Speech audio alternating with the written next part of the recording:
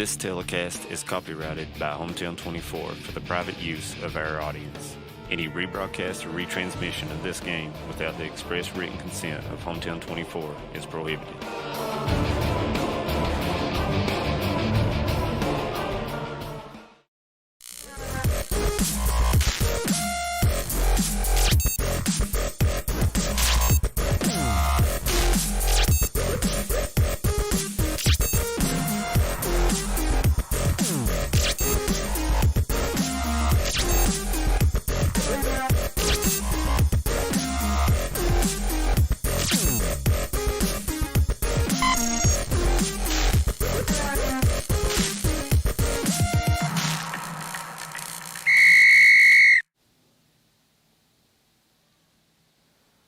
Well, tell you what, there you see on the screen, Harold, a little less good-looking host than what we have on the show tonight. A little less good looking. A little less good-looking. Does anybody guess where he's at right now? You could probably see in the picture, but somebody get on our Facebook and comment where he's at, and comment a few other things to him too. Well, it's kind of for not being here. It's kind of, strange that he was called to the White House. Is he some kind of an advisor? Harold, he told me that he was going to the White House, and I didn't know if maybe he was going to interview somebody. I didn't know if he's done big things on this show. Maybe so Joe Biden had started a basketball team. And maybe he wanted Winston up there. Input. They could have. They could have. Very, very, very possible. They called the leader of the Cavaliers and, to come to D.C. So he's up in D.C. and I'm here with you. And boy, I've waited a long time to get on this show. You guys just reach and grab me when I came through the door. I'm real prepared. I would say, Harold, that you've moved on up, but if you know our studio here, you've actually moved down because you're usually upstairs. That's exactly right. I don't know if you've actually moved up when you came to this show today, but Wes Smith, Harold Mullins here with us today, taking over for the infamous Winston Lee.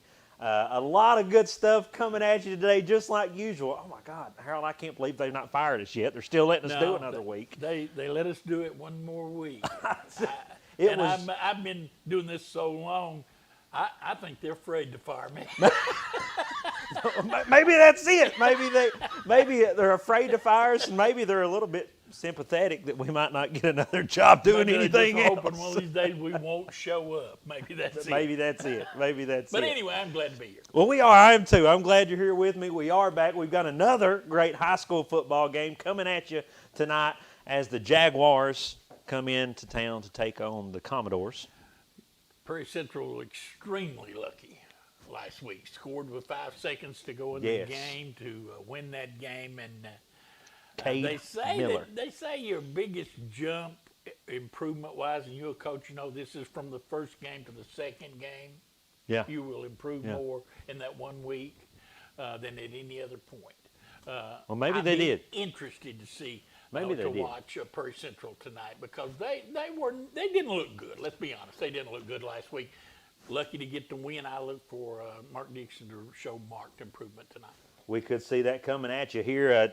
Kickoff at 7:30, so just about an hour and a half away. Excited for that. We're going to talk some more about the NFL, the NCAA.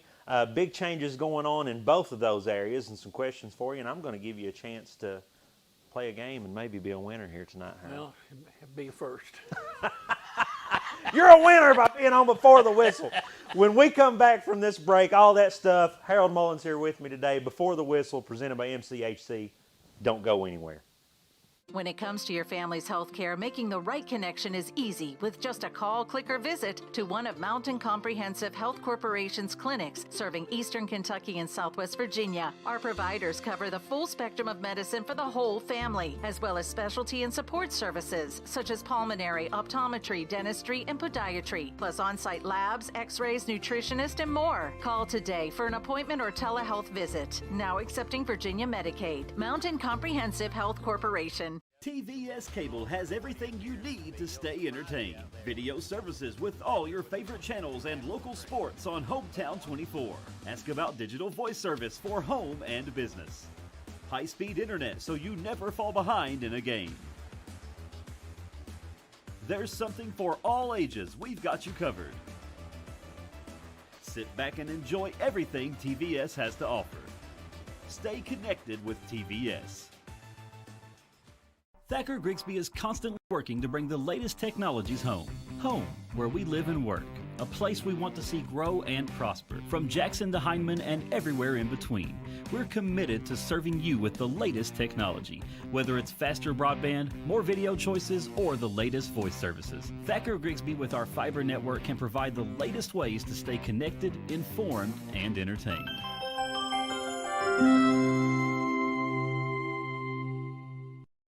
At TVS Cable, we are committed to providing you with the best broadband available.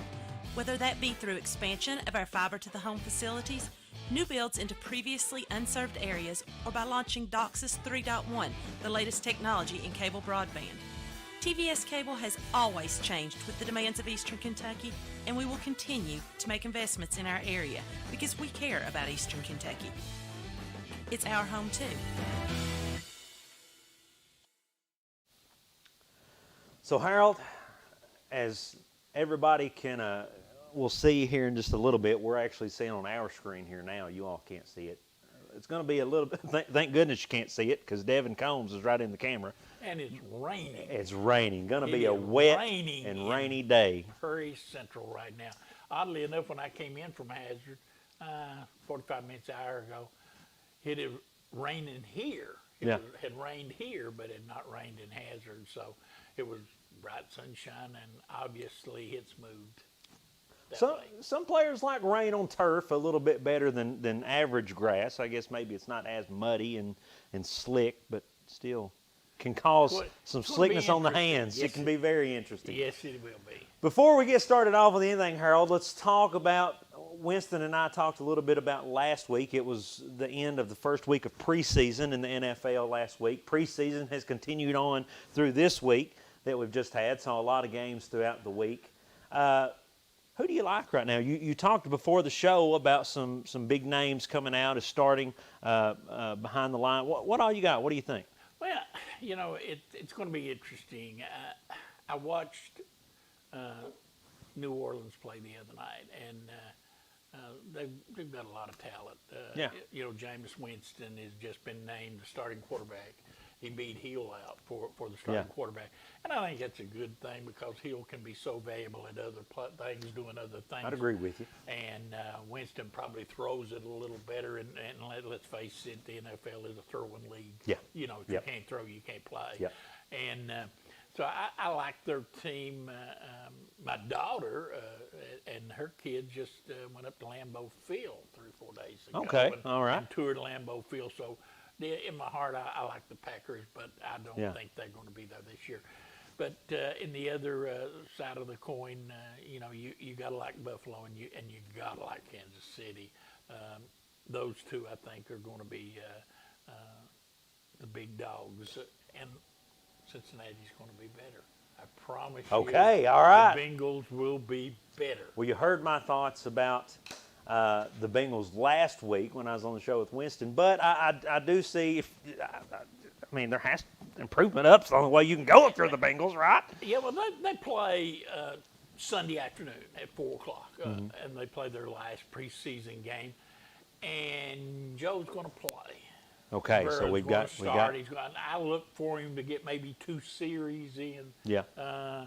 According to how many plays that you get in the 2 series, I look for him to play maybe a half of a quarter, maybe the first quarter.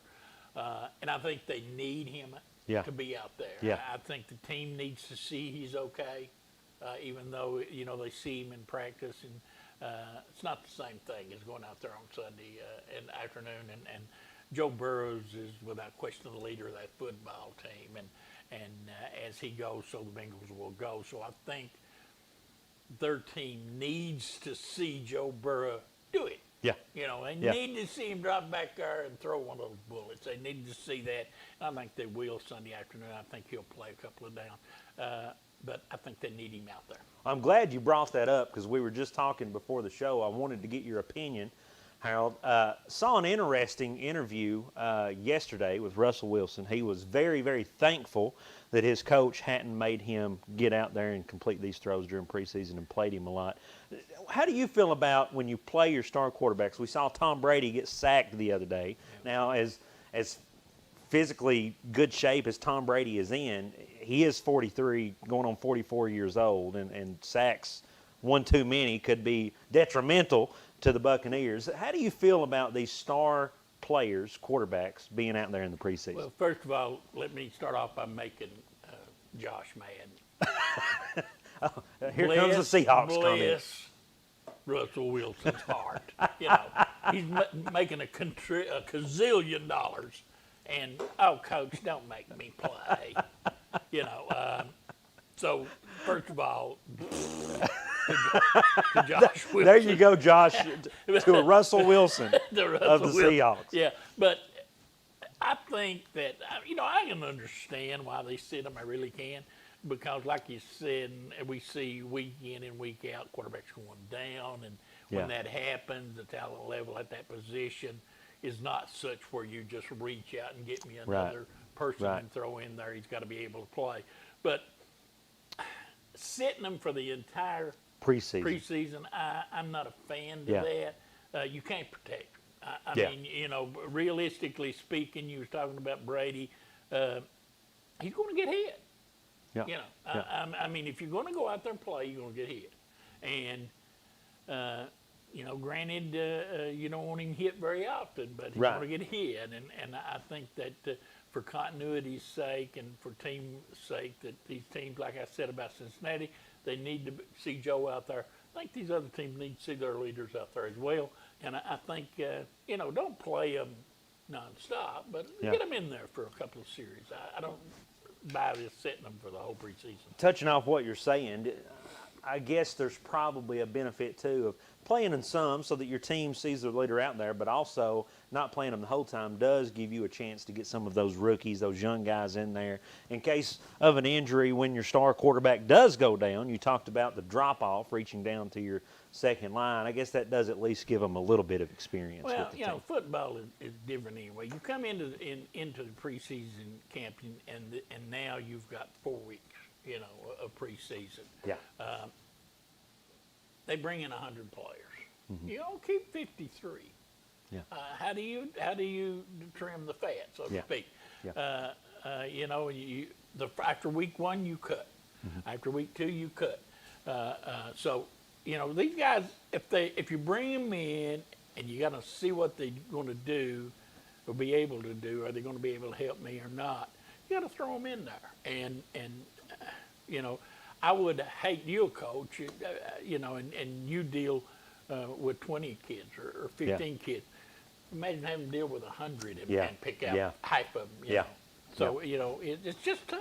Oh, yeah, I can imagine. And I'm sure if you talk to some of the players who are on the O or D line or some of these defensive backs and you talk about some of the star quarterbacks sitting out, they're going to say, oh, boo-hoo. You're right. And, you know, and it's kind of funny. If I'm going to sit somebody, I'm going to sit my left tackle. Yeah. You know, I'm going to sit my offensive line that I'm going to have when that season starts. I'm going to sit them. I'm going to see what my backups can do more so than probably the others. And the same way on the defensive side of the ball, defensive line. You're going to throw them out there, and you got to see if they can play.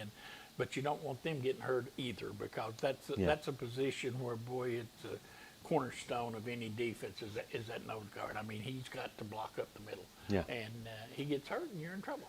A lot of people from the outside, maybe sitting at home, don't realize that some of these other positions, like the guys at nose guards, are pretty important too. Yeah. You're missing some of those. A quarterback don't always do you that well. No, that's true. I would a whole lot rather. I understand. I have not seen the Bengals play their starting running back. Yeah. He has a history of injuries.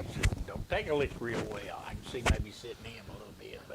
So, some of your players who are injury prone, maybe battling some injuries, rehabbing, and maybe a little older in age, maybe you could see them. And I'm interested to see, we talked a little bit about the quarterback, but I think the biggest thing that you want to look at this year is Dallas Cowboys. Is their quarterback really healthy? Yeah. Is Dak healthy? Yeah. If Dak's healthy, I think they got a shot to be halfway decent. I don't think they're going to be Super Bowl bound or anything like that. But Kentucky has got a couple of players that's going to step up big for that team. Joseph, the cornerback, he'll start for the Cowboys this year at the corner. And you start at corner in the NFL, you're a pretty good athlete. You're a pretty good athlete. I mean, and the big guy that played, that we talked about, the defensive line, Bohannon. He'll probably start for the Dallas Cowboys this year. Pretty good. Shows you how good Kentucky's team was last year, that they've been able to move some people in. I've seen where Westry is going to start for the Ravens at corner. You got a lot of Kentucky players going to play big roles this year. Well, speaking of Kentucky players and the NFL, the NFL Players Association, the NFLPA, released their collegiate bowl kind of promotional game for the NFL scouts. What do they call that game? I guess it's just the Collegiate Bowl. And it's prospects, NFL prospects, gives them a chance to show off in front of scouts. Kentucky had 5 players named to that big board. And what the big board is the players that they're going to look at and see. We've got our eyes on these guys, and we probably a good chance we're going to pick them for our bowl game. Those included Josh Ali from the Cats, Darian Kennard, one of the nose guard positions you talked about. Darian Kennard will play on Sunday next year. Take it to the bank. McCall and Pascal also in that list. Of that group right there we just talked about with Ali and Pascal and McCall, Kennard that you really like, which one of those do you see, or all of them, do you see having a very successful NFL career? Are they going to make it? I think Kennard is a no-brainer. I just think he is big, he is strong, he's been there 5 years. He's just a big old slobber knocker that's going to play next. Ali, I think the jury's still out on him. I don't think he's got play enough to establish himself as a big-time receiver, and you've got to be big-time play on Sunday in the NFL at that position. But the name of a kid that I didn't hear you call off, you may have, I didn't hear you, is Squires. Their linebacker. I think Squires has an opportunity to be really good. I know one of the last times I did this show, David and I did it a couple of years ago, he came down and was on the show with us. And he's just a big old raw bone, good looking kid, and just really personable, and I'm rooting for DeAndre Squires. Physique-wise, looks kind of like we did just a few years back. Something like that. Something like that. Josh Ali, I do want to say, I think he's good. I think he's really good. I think some of it might be that we've heard so much good about Josh Ali. There's been a lot of hype around him, and maybe we've not got to see him live up to that yet. I think that. Well, let's be brutally honest, okay? The reason you hadn't heard of Josh Ali is because we hadn't had a quarterback throw the football the last couple, 3 years. Hey, when you're the worst passing team in the SEC and down in the bottom 5 in the country, your wide receivers are not going to get a whole lot of opportunities. You're talking about a team that may or may not go to the Wildcat formation quite a bit. Let's face it, while Rodriguez is a heavy running back, I don't think he throws it all that well. So, I think that may, more than anything, is probably hurt Ali. Now, this kid that he got coming in, Will, I forget his Levis. name. Levis, from Penn State. Huge arm. Drop on his knees and throw it 65 yards from his knees. So, he's got a cannon. How accurate is he going to be? We'll find that out real quick. But if he is everything that he is hyped up to be, I think you might see Ollie maybe on that end. Pull of the down a year. few, Yeah. pull down a few balls and out of the air. course, he's not going to be the one that defenses concentrate on. They're going to be concentrating on Robbins, Wandale, and he's going to be kind of out there on the fringe and kind of floating free, and he's going to make a lot of big plays. If Will can get him the ball, Ollie will make some plays. Well, Will Levis winning the quarterback spot, starting quarterback spot at Kentucky. You mentioned his arm. That's been the big, huge talk about Will Levis, is how good his arm is. And then, interesting interview I heard yesterday. Associate head coach Vince Morrow talked about Levis's arm, but he also said that that's not the only reason that he won the starting spot. And I want to bring this up because earlier you talked about the team's leaders, like Jameis Winston, Tom Brady being the leaders of those teams. The quarterback is the head of your offense a lot of the time. I mean, right.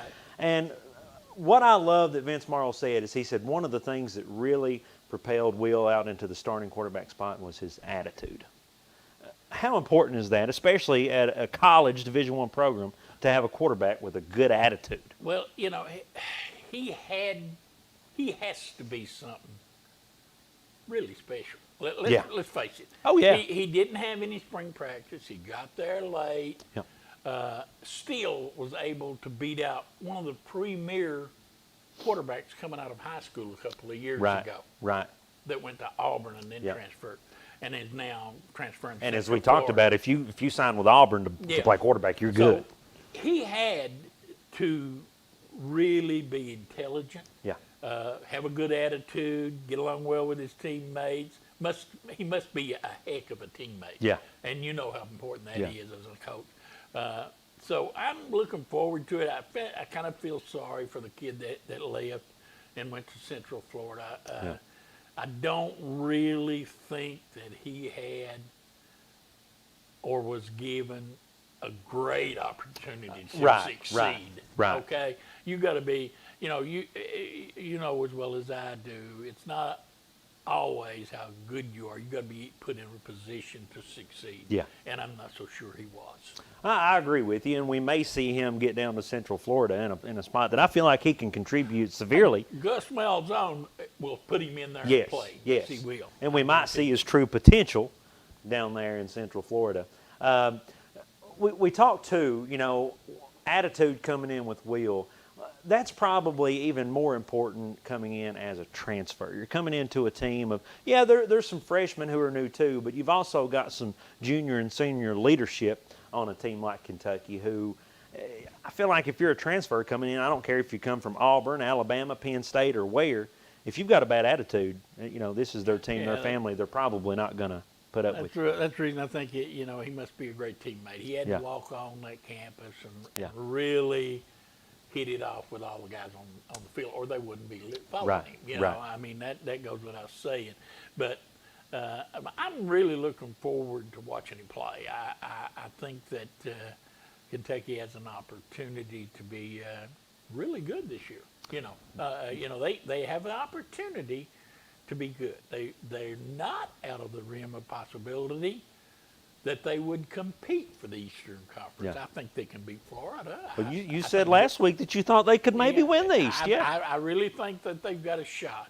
Now, they've got to play well. They got, injuries has got to be kept to a minimum. Right. They can't turn the ball over. That goes without saying. But they have the personnel and they have the talent, I think, to play. The only team that I would question that may go out there and have more talent on the field than they will in that division is Georgia. Yeah. But they can play with anybody else, I think. And who knows, that one Saturday afternoon, you could always beat Georgia. Well, we've seen in years past that can happen, It can happen, You can compete with Georgia and beat them. I don't know if Josh has a picture we can throw up there anywhere of the Kentucky schedule, but last week on the show, me and Winston kind of broke down Kentucky's schedule. We had some differing scores, wins and losses with certain teams, including the second game of the season with Missouri and games like Mississippi State. But both of us, in the end, had the Cats coming out 9-3. What's the possibilities of that? Well, I think it's really good. I think you hit on the game that I think in the first part of the season is the most pivotal game. Please tell me you're going to say what I said. And I think it's Missouri. I think they must beat Missouri. Yeah. I think for this team to be successful and go to a mid to high level bowl, they must beat Missouri. It goes without saying they got to win the opening game. Goes without saying they got to beat South Carolina. Goes without saying they got to beat Tennessee. Goes without saying they got to beat Vanderbilt and Louisville and teams like that. But the key game is Missouri. If they lose to Missouri, it puts them behind the 8 ball as far as the division race goes, as far as wins within the conference goes. To me, a must win. I would have to agree with you. And, you think Missouri, we should win. But Missouri, you got to remember, coming into the SEC, they were a power football team, a power school. They were great. And still, they're in the SEC. They're an SEC team. They're a good football club. And laid a whipping on Kentucky last year. They laid a whipping on Kentucky last year. And you got to think, second game of the season, you're playing Louisiana Monroe in the first game. Maybe can get your confidence a little too high, especially with a lot of hype going on in the Commonwealth of, man, we could be good this year. The players hear that. People are telling them, putting stuff in their ear. I think Missouri is a must-win game that you have to, as a coaching staff, you've got to get your team's head right coming into that game. And I tell you what, the coach they got down there, I can't even say his name, drink whatever, anyway. Yeah. He's done a great job. Oh, yeah. He's come in there. He changed the culture in 1 year. And he got a guy down there playing quarterback pretty good, too. Oh, yeah. And they're going to be tough. And like I said, I think Kentucky's entire season hedges on them beating Missouri. Well, we spoke about several years back Missouri coming into the SEC alongside Texas A&M.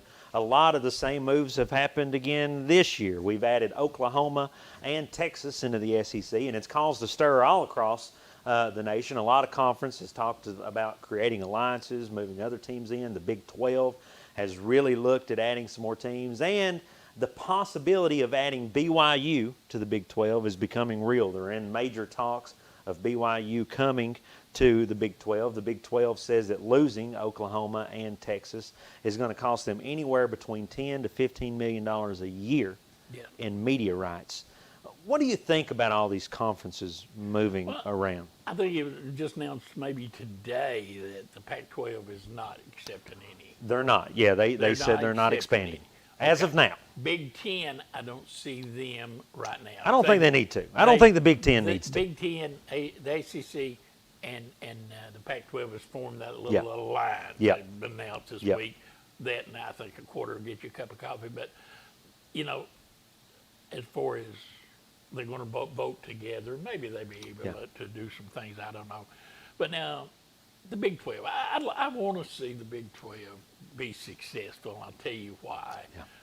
With entertaining football. Oh, yeah. I mean, you sit down on a Saturday afternoon, get you a big glass of Kool-Aid, and sit down and kick back in the recliner and turn on a Big 12 game. And, man, they scoring, and they're going to – oh, yeah. I mean, right up to the final whistle, and it's going to be 51-49. Action-packed. And it's going to be exciting. Yeah. And I like that. I enjoyed watching the Big 12. You talked about BYU. I think that would be a great addition. But BYU has a lot of media coverage with BYU. The team that I think is a must-get for them, and I think they want to go into the Big 12, there seems to be a hang-up for some reason is Houston. Yeah. Houston is a huge media market. Yep. They, what is the downside to Houston? They are in Texas. Yeah. They replaced Texas, on the schedule. Yep. I just think Houston is a must-get. And if BYU doesn't come in and they want to add two, my next team that I would look at would be Central Florida, which I think they 41-8 the last 4 years or absolutely. Something. They've got a big name coach now in Malzahn. Yep. They're the biggest school in the country. So how do you not look at them. Of course, the poor old AAC or whatever that conference is, American Conference, whatever that conference is, yeah, whatever, whatever the AAC is, we don't even know at this point. They're getting ready to get raided. They're getting ready to lose Houston and maybe Central Florida, and who knows? They may even lose Memphis. You know, if you're a conference like the AAC and you do lose maybe a Houston, a Central Florida. At that point, do you think about as a conference dissolving? Because teams aren't going to want to be in there. They are a conference with a lot of members. Okay, they got more. They got like 14. They are or something schools in that.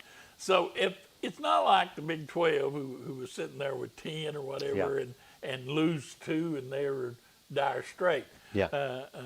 They can afford to lose it. Now, do they want to lose a Houston or a Memphis or a Central Florida? I don't think so. Yeah. If I'm the commissioner in the Big 12, I would make a big play and try to add 4 teams immediately. I would agree. And looking at first, I'm kind of like, oh my gosh, all these teams are moving around. You know, it makes it a little bit hard sometimes because you have the Southeastern Conference and you're adding teams from all over the place into it's not as blocked off geographically as what the titles suggest. But the more that I look at it, I'm satisfied with what's going on. The SEC has just added some more powerhouse schools. I think the Big Ten not expanding, the Pac-12 not expanding, great. I don't think they need to. I don't think they have to. I think they're fine. I'm like you, the Big 12, after losing 2 teams like Oklahoma and Texas, they need to pull somebody in. And they can't afford. They can't afford West Virginia to leave. They can't afford to lose anymore. They got to add some. West Virginia would love to go to the ACC. Yeah. Oh, yeah. But they don't bring a whole lot. I mean, you've been to Morgantown and a nice, picturesque little town up little on college the Maryland town. border. Yep. You know, I mean, Nice was through there just not too long ago. But don't bring a whole lot. Yeah. When you talking about going into a conference with the likes of Florida State, and Miami, and Duke, Virginia Tech, and Louisville. Yeah. And, just don't bring a whole lot to offer. But the Big 12 just cannot afford to lose it. Well, especially $10 to $15 million a year. And that's almost our salary combined. Just about. Harold, is almost. That's a lot of money to lose. Yeah.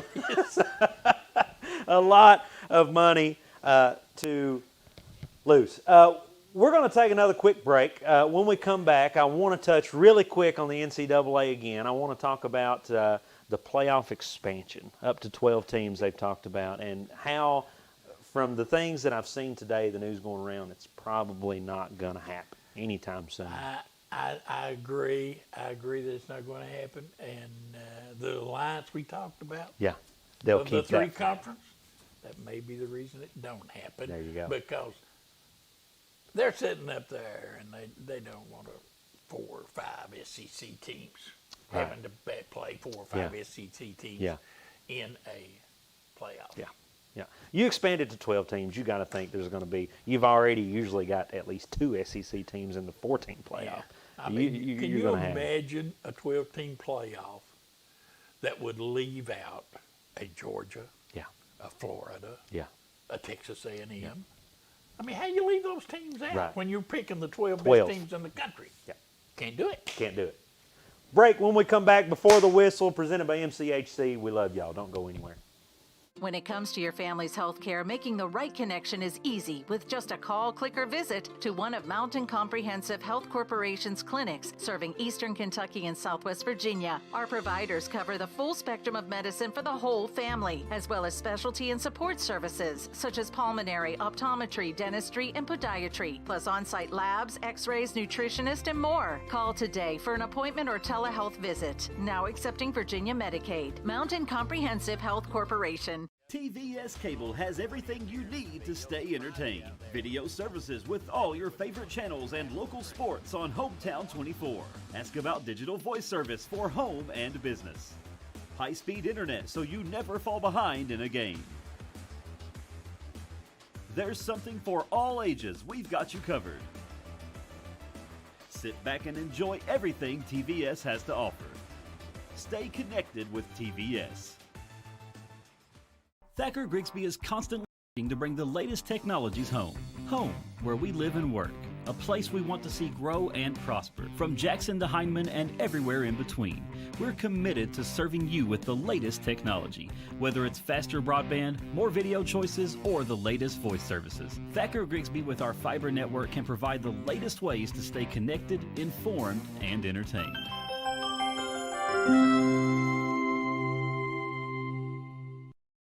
At TVS Cable, we are committed to providing you with the best broadband available. Whether that be through expansion of our fiber to the home facilities, new builds into previously unserved areas, or by launching DOCSIS 3.1, the latest technology in cable broadband. TVS Cable has always changed with the demands of Eastern Kentucky, and we will continue to make investments in our area because we care about Eastern Kentucky. It's our home too. Well, Harold, since we talked earlier about how Hometown 24 and Thacker and Grigsby Communications has not fired us, and we are here another week. Heck, we might as well talk about high school football since that's the main event tonight. They're going to make me do a game here after a while. We may as well talk about double. it anyway. Do you get paid double today? I better, I'll tell you. No, I'll tell you, I'm just so happy to be on this show with you. He's doing it for free. And free labor. And so glad that you're here with me and I didn't have to sit through. I think he was afraid to be on here with us. Well, it may have had something to do with it. Maybe he's not ready for the big leagues. But now, I tell you, he likes to look at himself.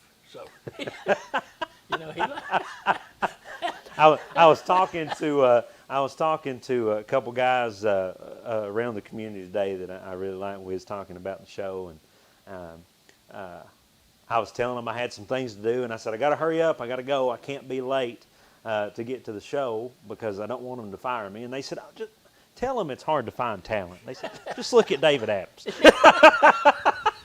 David has got. You know, while David, you know, I kid him all the time, and Dave, you know, he likes to be on TV. Yeah. Like people look at Yeah. him. But now, realistically speaking, he's got a face better suited for radio. He's got a face for radio. radio. He's got a better radio face than he has TV. And I've told him that on many occasions.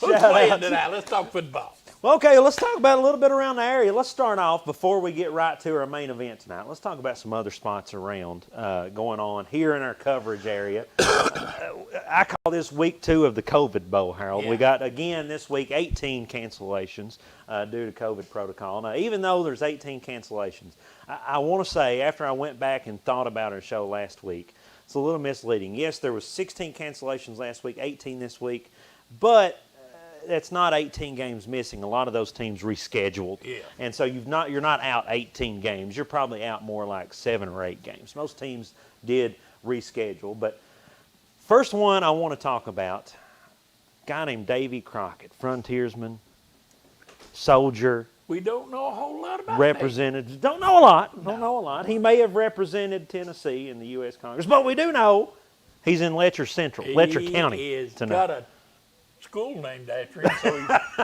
he's a lot more important than me and you. He's doing better than us. He is. Davy Crockett. What is it? What is their nickname? Is it Frontiersman? It would have to be something like that.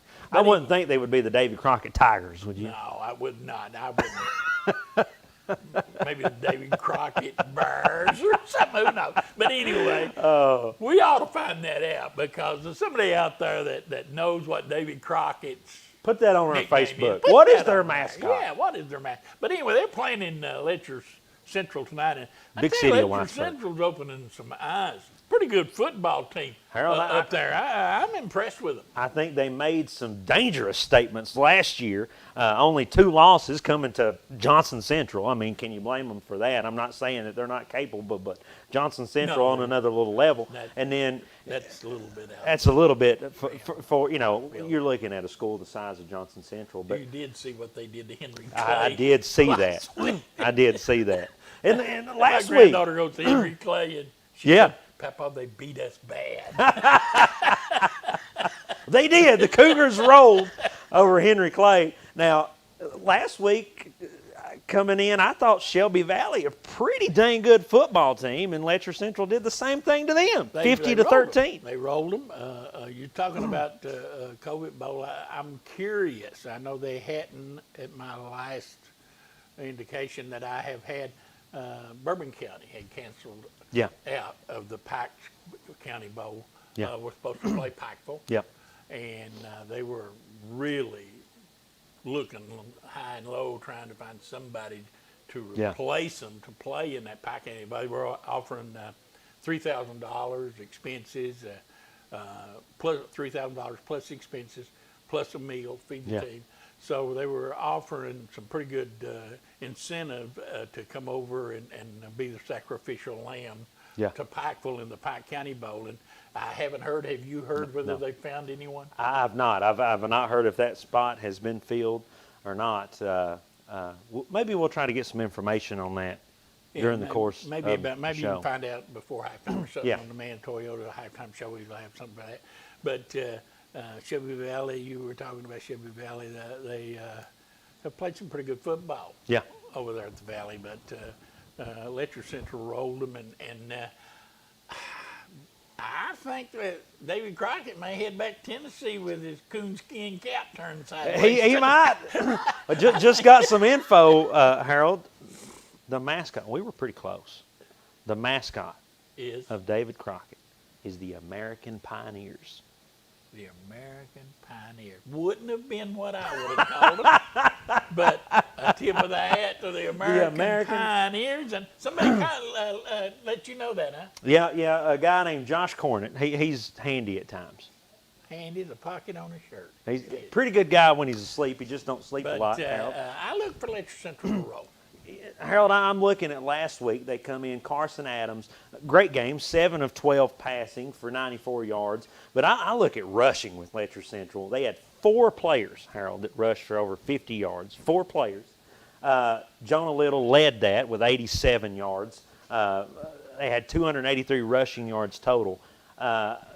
I really like Letcher Central's ground game, and to me, Carson Adams shows that Pioneers better be able to stop the rush. I think they better be able to stop the rush. And the scary thing with Letcher Central is Carson Adams does have the ability to, when you really focus on that rushing game, he can beat you over the top. Yes, he can. I think Letcher Central's primed to have a really good year. I really do. I do too. Who's next? Let's talk about Harlan County and Hazard. Now, Harold, last week, saw a little bit of an interview. Hazard down 22-0 at halftime. Scored 20 straight points in the second half to lose 20-22. And I believe had a touchdown call back right at the end of the game. Absolutely, absolutely. And you talked about teams growing from the first game to the second. Hazard really feels like they grew from the first half to the second. And does that carry over? Well, first of all, they played Middlesboro. Right. And Greater town. They had a decent year last year, made the playoffs and everything, but not a team that you would think was on the caliber of a Hazard. Yeah. But they beat Hazard. Yeah. Now they step it up a notch. Yeah. You talk about improving from one week to the next. I will simply say they're better. They better. The Black Bears coming to Hazard tonight now is going to be a load, I would think. I look at last season, and I look that Harlan County, really the last 2 seasons, haven't had their typical Harlan County Black Bear seasons, but they've started off this season with a very fashionable win over South Laurel. Yes. Who's usually not a great football team, but competitive. Yes. South Laurel is, I really don't understand it. South Laurel for years was very good. Yeah. In football. Yeah. In every sport. Yeah. For some reason, they seem to have fallen on hard times in football. Yeah. Basketball, not as good as they once was, but North Laurel may have a little something to say about that. The reason, but with the amount of kids in that county, Laurel County is a huge school system. Yep. Okay. Yep. You've got 2. Both of them 6A or 5A or something? Yeah, I think 5A in North Laurel. That's 2 big high schools, by Huge school, and I do think that's part of the problem for South Laurel. A lot of students migrating over to North Laurel, and it's been hard for them to enforce. They actually talked for a couple years about including a Laurel Central into the mix. That didn't go through. They ended up expanding North Laurel a little further, but yeah, huge school system. And then you got to think right there in the area, you've got Knox Central next door, Knox County, another huge school system just down the road. Yeah. You've got Corbin, Knox Central, Lynn Camp. Lynn Camp's right on the all right there. Right on the line. Yeah, down there. absolutely. So you know, a lot of kids down in there. A lot of kids. Fast growing area of the state. One of the fastest growing areas of the state, Laurel County, Somerset area. Yeah, From absolutely. Somerset on east back into Laurel County. Just a lot of people migrating down into that. Lake Cumberland's got a lot to do with it. I-75 going through there, a lot to do with it. Industries is building up there, and much like you see in Scott County, where a lot of businesses are. Same way with Laurel County, and I just think South Laurel is going to have to step it up. I do too. I don't know what has to be done. Football-wise, I think North Laurel needs to step it up as well. They do too. I think with a population, a student population the size of North Laurel, you should be competitive. You got to rival it with schools like Scott County, like you talked about. Who they playing this week? South Laurel plays somebody. I can't remember. Leslie, maybe? Clay No, plays Leslie. Clay. Somebody they play. I saw that they play somebody as I was running through it today that I thought would be a decent game. Breathitt County, maybe. Is it Breathitt? Breathitt plays no. We need to look at that. Josh, see if you can get who South Laurel plays this week. South Laurel plays with Breathitt. Maybe that could be it. Looking back, North Laurel's at Breathitt. North's at Breathitt. I had North's at Laurel Breathitt. mixed up, but anyway, I knew one of them was playing at Breathitt. Well, back to Harlan County Hazard. One thing, Harold, I'm going to say, I worry a little with the Bulldogs. Harlan County put up 59 points against South Laurel. 298 yards was their running back, DeMarco Hopkins from Harlan County. 5 touchdowns. Their next running back, Adam Carr, had 139 rushing yards. That's impressive. It probably tells me that they're going to lay on Hazard. You know what I'm saying? They might lay. They probably come in here with an offensive line that resembles UK. Yeah. And they're probably going to lean on Hazard a little bit. Yep. And maybe try to wear the Bulldogs down. Let's face it, Hazard's a single A school playing a 5A school. And Hazard probably, they had a couple of kids injured this week. You know, they're probably looking at 25 to 30 kids. And you know, Harlan County probably looking at 60 to 70. Yeah. So I would think that they will probably lay on Hazard a little bit, lean on them, wear them down, pound them a little bit, and look for it to really show up in the second half. On the Hazard side, you've got to expect to see the name Max and the number 2 a lot, because you're going to see a lot of Max Pelfrey throwing the ball. He threw 136 yards last week, and then Max Johnson running the ball on the ground.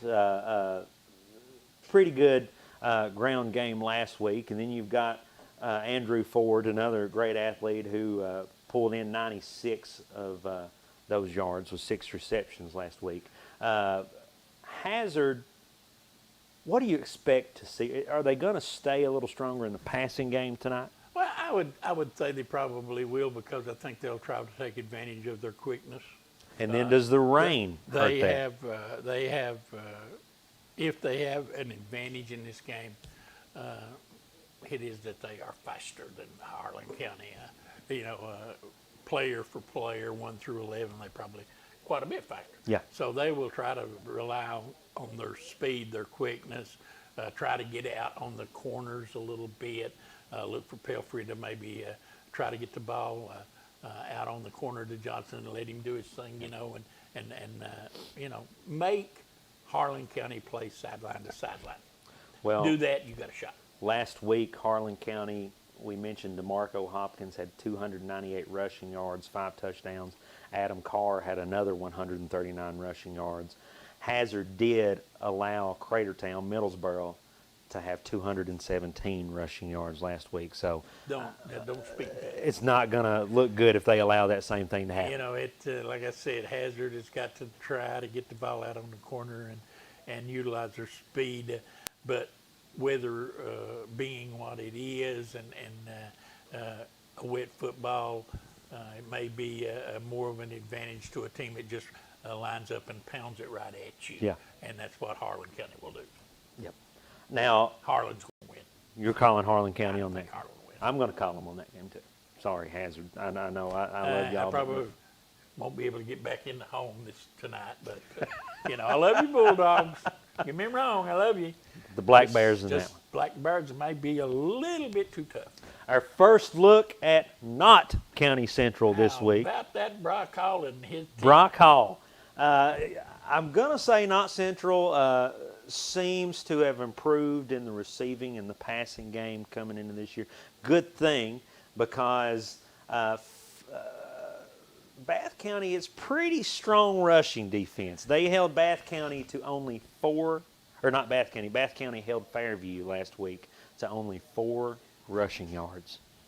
So, and I'm going to call it an impressive win over Fairview, 27-0. Fairview, not a powerhouse football team, but still, you go in 27-0. They've had their days. Yeah. They've kind of fallen on hard times as well. But, this is a game. Brock Hall's going to throw it and throw it. He's going to throw it. Okay, Kaiser's going to throw the football. And they're going to score some points. They will. They'll score some points. There's doubt in my mind that they're going to complete a lot of passes, going to score a lot of points. My only question is, and this is a very big question, can Knott County Central stop the run? Now, in their scrimmages, it has not been pretty.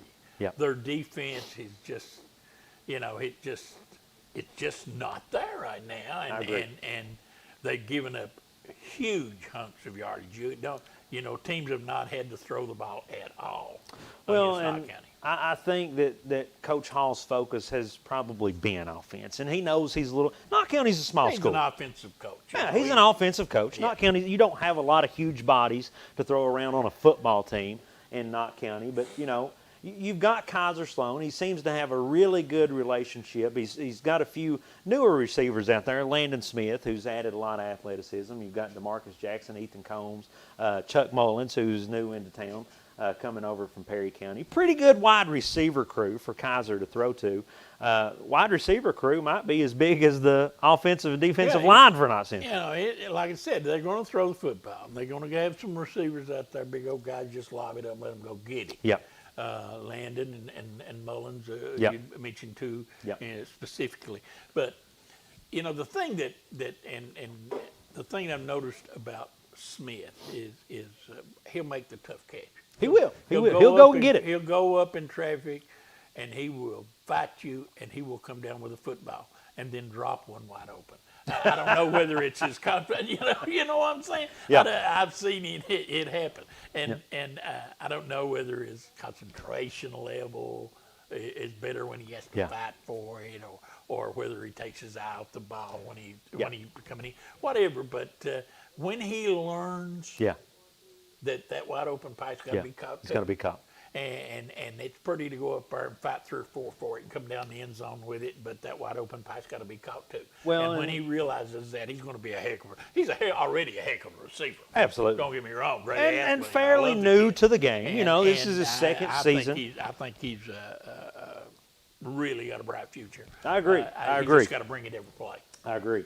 And then on the ground, Knott County Central does have a little bit of ability if they start stretching the defense out through the air. You do have Jonte Clayton, Ethan Combs, Will Weinberg that can carry it on the ground and pick up some yardage for first downs if they need to, if they need some positive yardage. They're a balanced offensive football team, and I don't think at all this year scoring will be a problem. I think they're going to score points. I think that maybe they're going to run into a team or two down the line that may give them a little problem. But for the most part, they're going to score points, and they're going to score a lot of them. With that being said, what do you think? They got to stop it. Stop the run. What's realistic for Brock Hall and the Patriots this year? What are they looking at? Well, as a result, I think they can have a really decent year. Let's face it, we've been playing football in Knott County since 1975 or 76, okay? I saw the first game ever played here. Lord, that was a long time ago. but I saw the first games ever played, and I saw most of them down through the years. And, they just have never really – it's so hard to try to come up with a reason why that the success is not what they would have wanted it to be. What has it been, 21 and 45 years or whatever they've been playing football here, to have a handful of winning seasons? Not acceptable. Okay, that's just not acceptable with a school with athletes that knock kids that trash. Brock Hall, I think, has and will do a great job. I think, down through the years we've had, from Coach Holcomb, that was the first coach here, we've had coaches that came in here, stay a year or two, went off and was ultra successful. Jay Cobb coaches Louisville Trinity. He coached here. In Knott County. Bob Spires. One of the most successful coaches in Florida and Georgia. He coached here. Dixon coached here. These guys went on to make a name for themselves in high school football and win state championships and all that. So, for whatever the reason, and I don't know what it is, I think Brock Hall has really hit upon it. The last time that I talked to him, he is putting a lot of energy and effort. He is. He's trying to change the culture, and you as a coach knows that is the hardest thing about coaching is changing the culture. Especially when your culture is what you just described, a team that, for whatever reason, hasn't been successful throughout its history as a program. And I will say, I agree with you. He's invested, and you can see that he's invested. He's grown this roster. It went from having to barely have 12 or 13 kids to play to he's got players who are able to play on only one side of the ball this year, and it's the investment is showing off there. And I think he's got it going in the right direction. Yeah, and I would love to see him have a winning year. I really would, and it's not outside the realm of possibilities that they could. The schedule is not so overwhelming that they won't have an opportunity to win some games. And first opportunity comes up here in about an hour. And down in Bath County, and a long way to go, and a game that he just picked up after Jackson County COVID related had to cancel. So kudos to Brock. He went out, he found a game, he took on all comers, and go down there and knock them off, Brock. And go. We'll keep you updated with that game we'll keep that the day. Updated tonight. Clay at Leslie, just really brief talk about it. That's a game that, a good friend of mine, head coach at Clay County, Mike Sizemore, I really like what he's doing with the program. Clay County, another program a lot like Knott Central. Throughout the history of the program, they've had some good seasons. They've produced quarterbacks like Zach Lewis, who passed Tim Couch's passing record, but they've never really been able to successfully win anything in a postseason or put together a crazy season at Clay County. I like what he's doing. I think he's got a good opportunity tonight. Leslie County is just so new. They're young and they're new. I honestly can't sit here and tell you what I think Leslie County is going to look like this year. I'm anxious to see. It's going to be a bad year. It's going to be a long year, I think, for Leslie County. They had a lot of kids leave the program last year. They had a good year last year and won some games, but they lost a lot of talent. And I think it's going to be a long year. And you was talking about Clay County. Bobby fighting the Bobby Keith era down there when they went something like 103 straight years to the state tournament in basketball. Something godly. I think that's about right. That's about the number. And at that time, Bobby said, "Now you don't need to play that old football. Come on over here, let's play basketball. We'll go to the state tournament." There you go. I mean, it happened, and now that's Coach Keith, one of those coaches that might look in the trophy case and say, "Here's the football case. Here's the which one do you want to play?" So the coach Sizemore there maybe fighting that culture he's just fighting a little bit the himself. Bobby Keith culture. But their basketball program is not what it has been. Not what it has been. So that may help the football a little bit. He's got it going, been more successful. He's another like Brock Hall who's been able to start getting the numbers on the roster up. Clay County, as big of a school as it is, have struggled to fill out a good roster on a football team. That's getting better. They went and played Knox Central last week. And Knox, we just talked about how big of an area that is population-wise for school district, and played the socks off Knox Central, lost 21-34. But I really like for Clay County Tate Rice. Man, he's an athlete. He plays a lot of different sports, and he's good at all of them. He threw 21 for 34. That's almost college numbers for passing. I'm going to take the Tigers. Yeah, I think so too. I think that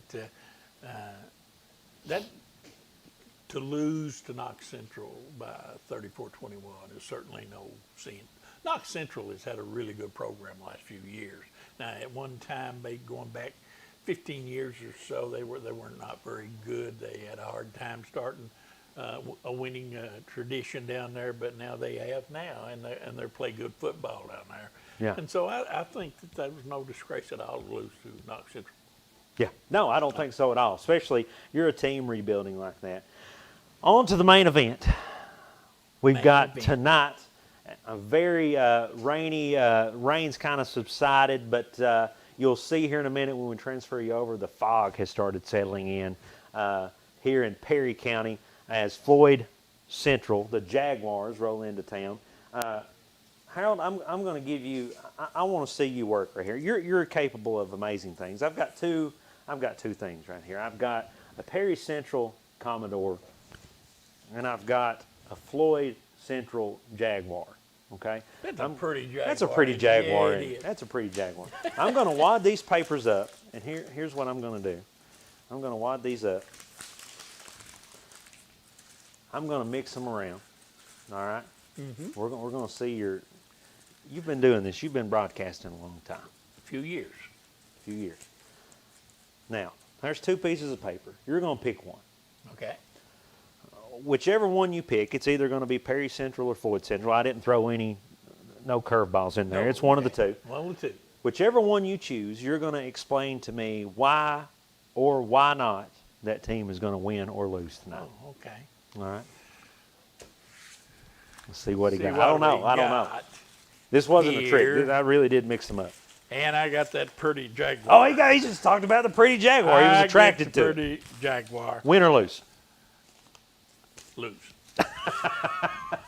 I like how you didn't need to hesitate, but you did anyway. Sean Hager is a good football coach, and Floyd Central, new school, and they're trying to build a little bit of a culture down over there as well.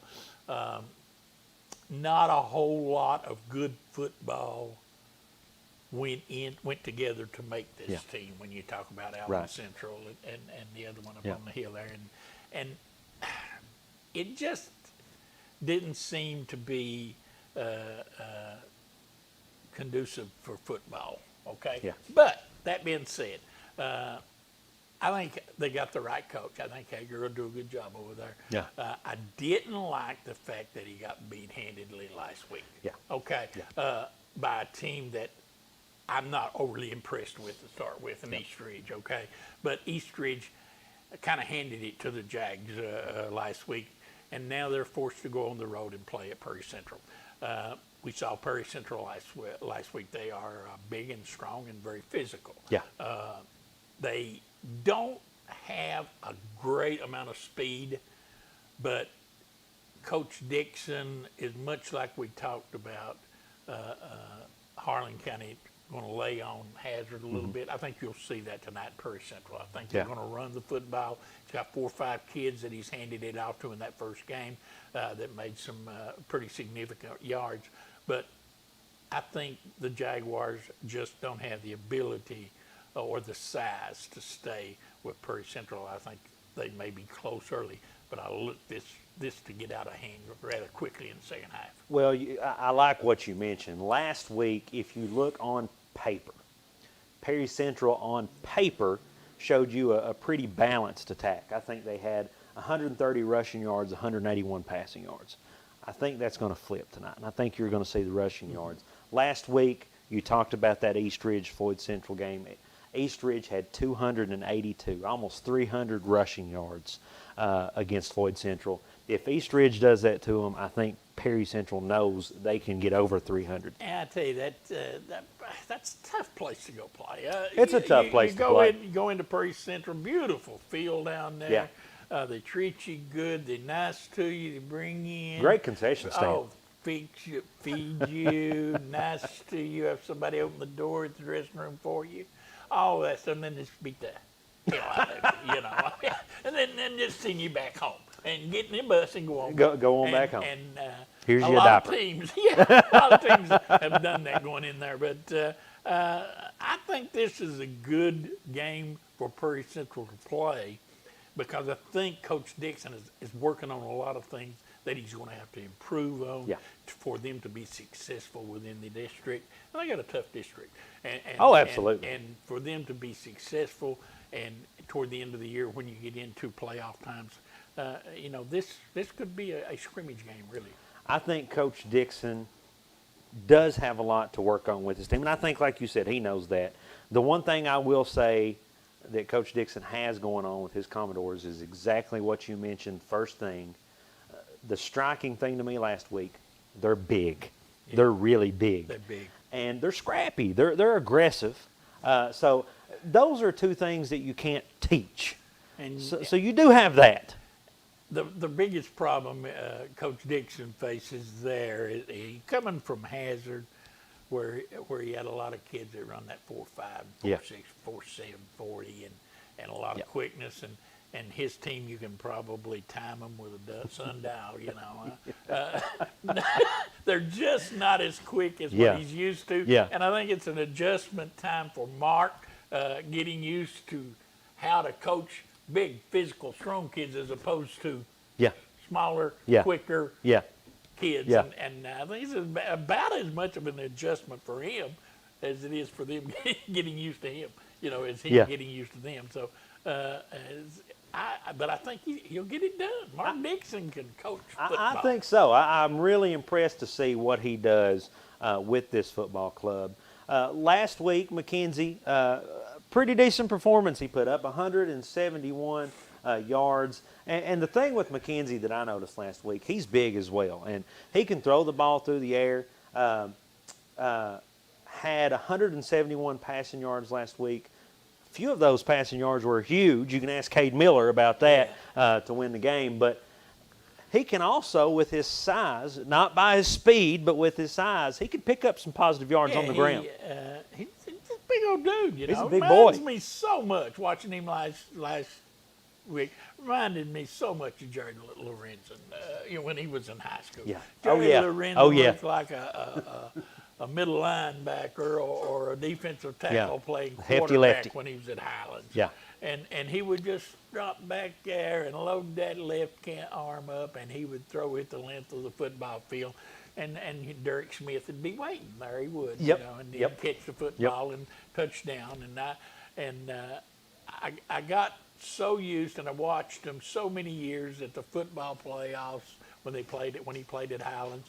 And even when he played basketball at Highlands, they went to the state tournament one year. Yeah. In fact, went all the way to the Final Four one year. But I got so used to seeing him, you know, so unathletic looking. Yeah. To be athletic, Yeah. if you know what I'm saying. Yeah. You know, and Jared Lorenzen, who I just thought was just the ultimate as far as football players go. Yeah. And I watched McKenzie live, and that just kind of jumped out at me last year. Last week when I was watching him. McKenzie, big old strong, raw bone kid, left-handed, drop back and throw it, and that's what Jared did. Of course, Jared went on to be an all-conference player at UK. I don't think McKenzie's going to do that, but they looked a lot alike. I can see the resemblance in playing style, and absolutely. Hey, I kind of get that feel with McKenzie too, and like you said, I don't doubt Coach Dixon in this Commodore team. He can coach football, and I think that they're going to be on the right track. Now, it might take a little longer than everybody likes, but I think it's going to get there. Yeah. But I do think I have to agree with you tonight. I do think that you drew the losing team there. with the Jaguars. And a pretty Jaguar, isn't that? and a pretty Jaguar. Yeah, at least they have the pretty Jaguar with the light colored blue there. And those guys are good. The people over in Eastern and in the area, the edge of Floyd County, are going to be able to watch the Jags play tonight on TV. And Yeah. That's always cool. That's always cool. Yeah, put absolutely. up with David Adams and myself. But we do apologize for you having to listen to David Adams, but the good news is you don't have to see him much. No, you don't have to. You just have to listen to him. It is kind of. I can't hear you all. David's up in the other studio. We're getting ready. I'm going to have to move up there as the game getting ready to come on here in a little bit. So he's kind of listening to us. So sticks his head out and says, I can hear you. David has said he might lock you out at this point. You might be down here with me from now on. We wouldn't do that to the public, David. We wouldn't make them listen to just you the whole time. But we need to real quickly, and I don't even know if we have it with us, but I think it'd be kind of nice to give the people a little heads up where we're going to be next week. Seemed to me like, maybe, is it the Gingerbread Bowl next week? Black Gold? That is. I don't know, but Gingerbread's close. It might be.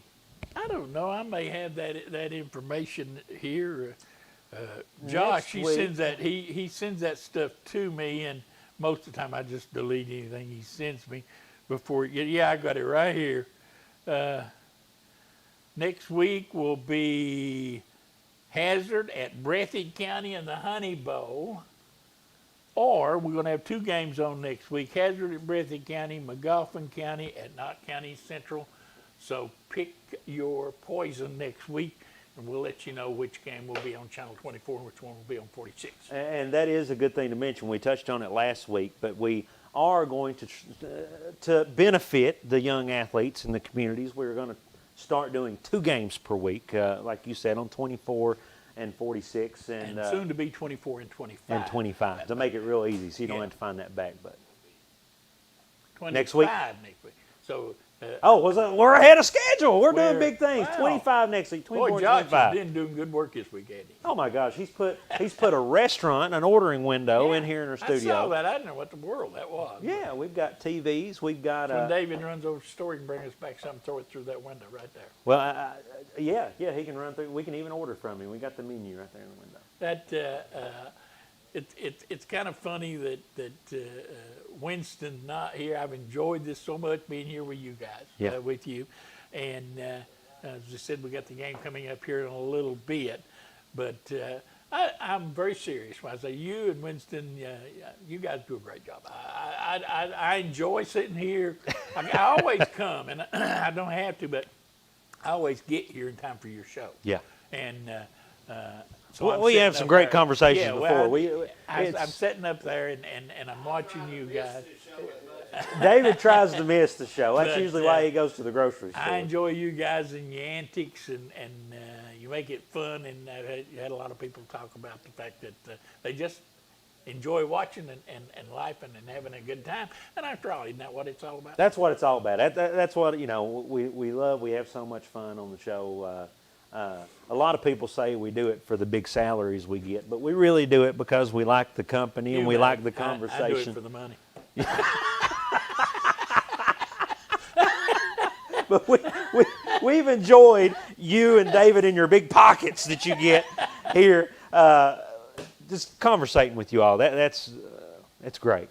Somebody told me this week the best part of the show last week was when I brought you guys bologna sandwiches on the set. So that was my favorite part too. I'm not gonna lie, that was my favorite part. I said, it was back there, and I made them. And I said, well, what the heck? They don't care. I take them a sandwich. So it kind of. You even gave us a slice of cheese on there. That was generous. That was generous. That was my favorite part of the show last week too. That needs to be a reoccurring thing, I think.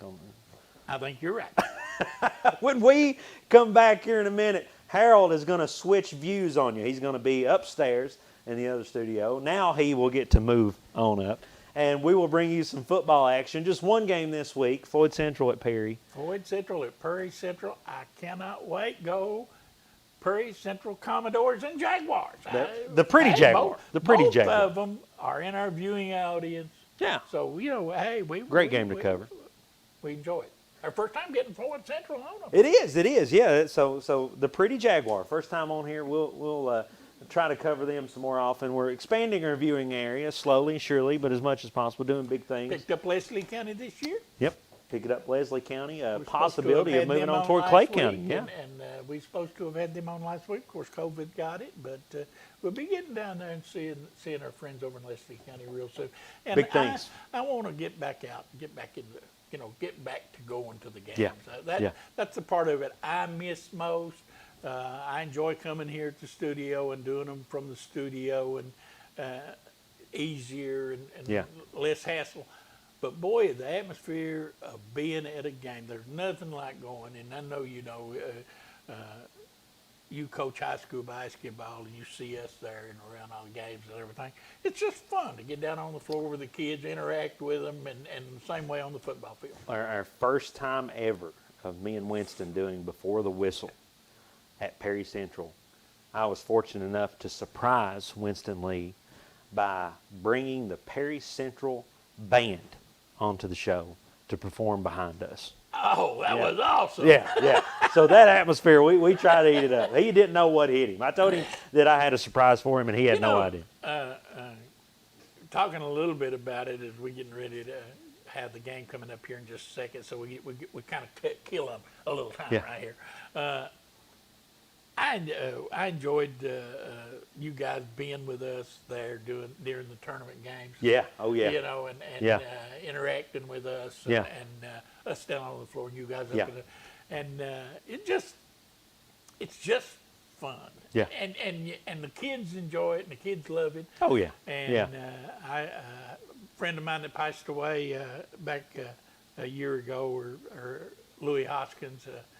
He used to come there and sit and watch them games, and we'd go over and have a glass of Kool-Aid after the game and talk about the game. And that kind of memories are the ones that you never forget. Absolutely.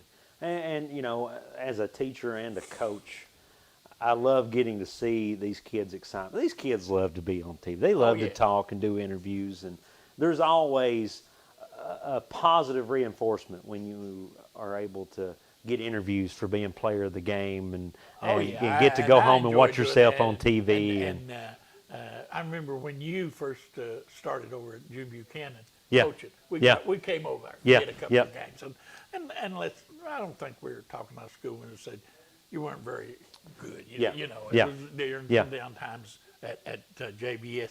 But those kids enjoyed it, and they played hard, absolutely. and they loved being on there. Absolutely. And we got to talk to you and to those kids.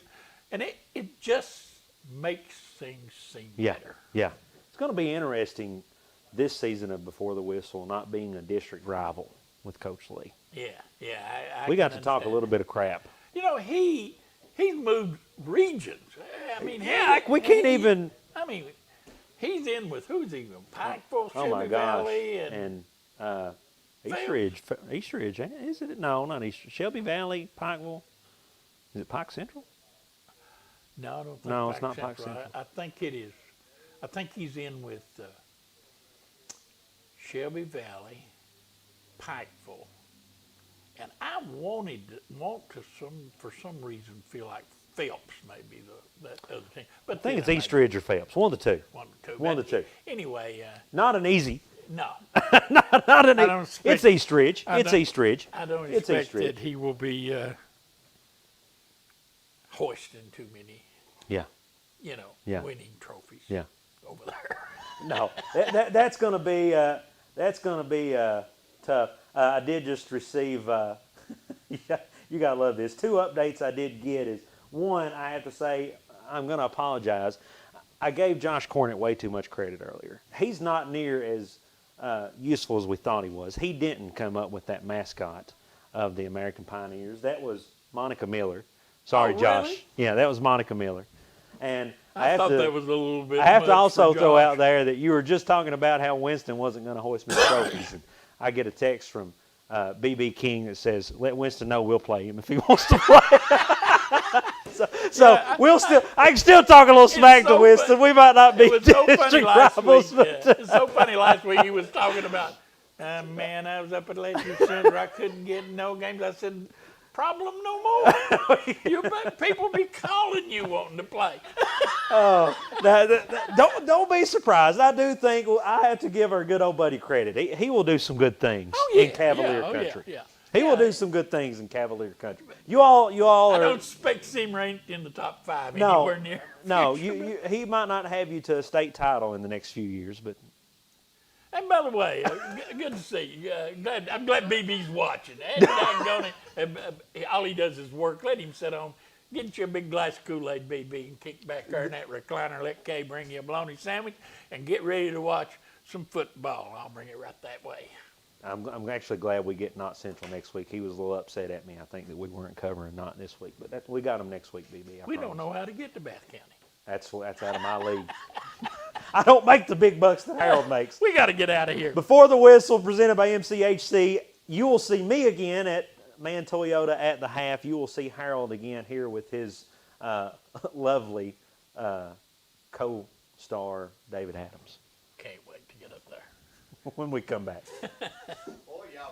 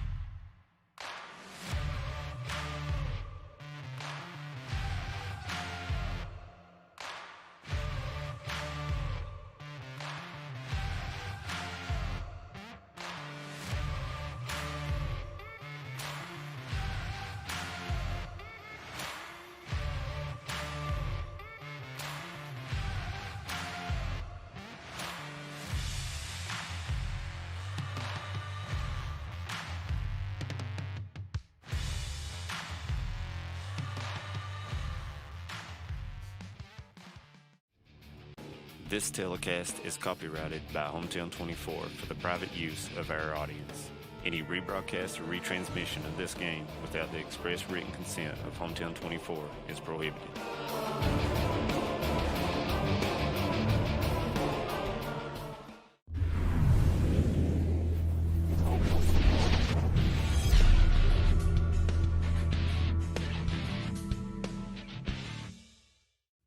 Brought to you by Bank of Heinemann, Thacker Grigsby, Paradise Pizza, Game On Hazard, Wicker Law Offices in Heinemann Land Auction Company, and TVS. For over 100 years, the Bank of Hyman has been committed to serving our community and serving the future of our families, homes, and businesses. With our new convenient online banking, viewing your account balance and history, transferring money, and paying bills has never been easier or more secure. And with the construction of our new headquarters, we've renewed our promise to Hyman to stand by our customers even in troubling economic times, because we're not just your bank, we're your neighbors. That's the Bank of Hyman. Log on to www.bankofhyman.com or give us a call at 606-785-3158. Good evening, everyone, and welcome to the Bank of Hyman Game of the Week live here on Hometown 24. I'm Harold Mullins. David Adams sits alongside, and joining us for tonight's game, our third member of our team. He's going to be sitting in with us tonight, Bo Emmons, and Bo's going to be working with us throughout the year, and we welcome him aboard. And Bo, you were here last week, got to observe a little bit and working your way into the flow of things. Your impressions of the football season? Harold, it's good to be here with you guys tonight. I watched this team last week, like you were saying there, and they looked pretty good. The quarterback looked pretty good. He was making some good passes, and he was pretty accurate, what I seen of him, and I look forward to see what they bring tonight and what they changed. David, they say that a team improves most from week 1 to week 2. in any kind of sport. If that be the case, Prairie Central, who's already played a game, as has Floyd Central, but Prairie Central, I'm sure Coach Dixon looking for some improvement tonight. Yeah, absolutely, Harold. It's good to be with you and Bo tonight. And before the whistle was super as always, I may say. But anyway, they pay me the big bucks, pal. But anyway, yeah, Coach Hager's bringing a young team over to Prairie Central tonight, Harold. 3 seniors, 10 juniors. And Prairie Central is got stronger from last season. Speed is about the same. I don't know if his speed is picked up for Coach Marks, but the strength has picked up, and they're bigger and stronger. Well, you look at this at this Floyd Central team, and we talked about the youth and how they are a very, very, very young football team. They opened up on the road last week against Eastridge, a team that, well, they haven't thrown fear into a lot of people's heart. Eastridge has not had the greatest of seasons, but they got a win over Floyd Central last week, and now Floyd Central must go play big, powerful, strong 5A Prairie Central Commodores. And boy, I tell you what, Bo, when you talk about this, the youth and the small school playing the big boys, this one could get out of hand. You're right, Harold. Again, I'm anxious to see what Floyd Central does here tonight against the Commodores. I think it's going to be an interesting game, no doubt about it. Do we know if Brandon Howe, the quarterback, is going to start tonight or not? We got that. Well, he played last season, Bo. He played quite a bit. He's a sophomore this year. He got to come in and play that as senior quarterback last year. But I expect him to play some. Colton, it Shelton? He's only a freshman, and I look for Hal. Maybe both of them may get an opportunity, but Hal wasn't all that bad last year. He played pretty well. Well, the thing that I'm looking forward to is, and as you see on the screen, the fog's starting to come in over the point. It is. As you can see on your screen. It's beautiful. It rained, and the fog is coming in, and it may get even more foggy than what you're seeing right now before this night is through. But Prairie Central will probably try to lean on this team a little bit. I think so, too. I mean, they're going to probably go right at Floyd Central, run it right down their throat, stop us if you can. Can Floyd Central's size, will they be able to handle this bigger Prairie Central team, remains to be seen.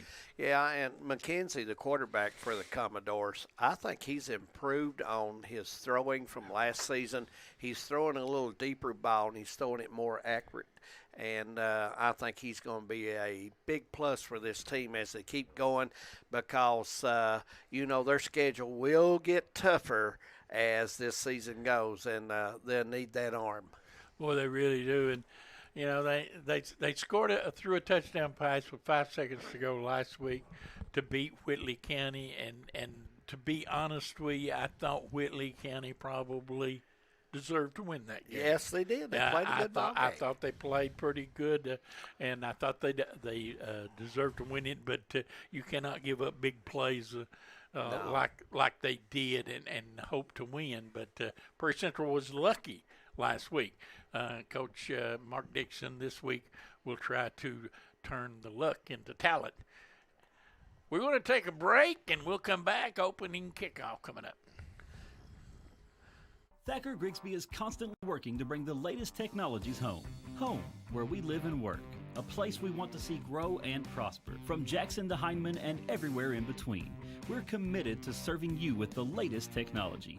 Whether it's faster broadband, more video choices, or the latest voice services. Thacker Grigsby with our fiber network can provide the latest ways to stay connected, informed, and entertained.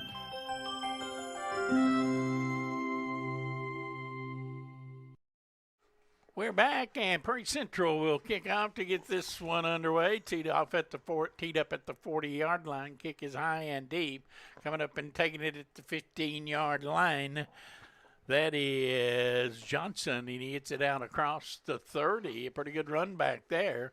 And the Jaguars will have it 1st and 10 outside the 30-yard line at the 31. Johnson, a junior running back for the Jaguars. Floyd County Central, located just off of Highway 80, Harold, over near, headed towards Martin. So the impact players, Max Martin, number 15, look out for his big play. Number 5, Blake Adams.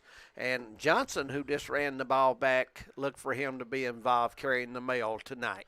Full house backfield, handed off, second back through. Spins away from one man and all the way up to the 35-yard line. And after the initial hit, he really spun away and got 4 yards. Nice pickup there on 1st down. You don't see the wishbone run a lot, but you will see it run. Prairie Central Commodores, impact players tonight. Elijah Gayhart had a big game last week. Cade Miller caught the winning touchdown pass. And, of course, quarterback Chance McKenzie. They shine, and this Commodore team will shine as well. Yeah, Miller, a very aggressive player, Harold, makes big plays for this team. Commodores. Out of the wishbone. They'll turn and give it off again to the second back through, up across the 38 to the 39-yard line. They're going to be about 2 yards short of that 1st down, but not a bad pickup at all. No. By the running back. Nice block there by Castle to help his teammate advance 3 or 4 more yards. You know, we should not forget those guys on that line. They work extremely hard every night, both sides of the ball. Yeah, you're right. I believe that was number 3, Johnson, for the carry there again. Max Martin is playing quarterback for. Yeah, I'm kind of surprised Hal's not in there, Harold. He played quite a bit last year off and on. And out to the fullback, and I think he may have gotten enough. I think so. Let's see where they will put it down, but they may rule him just a little bit short. It's going to bring up 4th down. I think you'll see Hager go for it here. Dalton Martin of a big offensive line with a little push there, a little help on his teammate to get him across a couple yards. About, half a length of the football short, and it's kind of surprising that they don't measure here, but I tell you what, I didn't think he got a really good spot. No. I didn't think they gave him his forward progress there. Fogg rolling in, and Martin under center, and what do we got? Number 71 jumped there. That looks like Purry jumped offside. Spencer Purry, the big offensive lineman, a little excited there, and he did something that every coach teaches their players. Would you watch the ball? Watch the ball. Yeah. That's all you got to do, ain't it? Watch the ball. It's not hard. It's right there in front of you. It was in front of you. Hyman Pro-Mart, they're a sponsor of the flag. Stop in and see the good folks up there at Hyman Pro-Mart. They've got all your household needs. 1st down the easy way, and Floyd Central drive continues. Martin runs at quarterback. The fullback is Thacker, number 48. The left side halfback is Blake Adams, and the right side halfback is Cheston Johnson. I look for him to go right back to Johnson here on this play. They went to him 3 times in a row here. Right up the middle he went. And it is a keeper by the quarterback, and now a pitch back, and running is Adams, and Adams gets it forward for a couple of yards across the 45 and out to the 47-yard line. They'll rule him down there. That was not a smooth play at all. It was not, and I even thought we had a little movement in the He went to the short side of the he ran the option to the short side of the field, not a whole lot of room over there. Looking at the Commodores' defensive line, there's a lot of strength. You're right. There for the Commodores this year. 2nd down and 9. Once again, wishbone, and somebody moved. Let's see what the... Folks, we do have a lot of fog down there at Hazard Night, but stay with us, be patient, and hopefully it'll get better. Right yeah, hopefully it'll clear up or it'll some. get worse. Or it will get worse. One of the two. Boy, the fog really rolling in after that shower that was there a little earlier before kickoff. And the humidity is so high, and that's the reason you're seeing this fog. And it'll hang right there on the ridge line, and boy, it makes it tough. It does indeed. Second down and about 14 yards to go. They'll go out of the shotgun this time. First time we've seen this formation. Martin sends a man in motion, now keeps it, hit in the backfield, and down he goes. Nice defense by the Commodores there, and number 25, Austin Boggs. Big play. In there to make the tackle for the Commodores.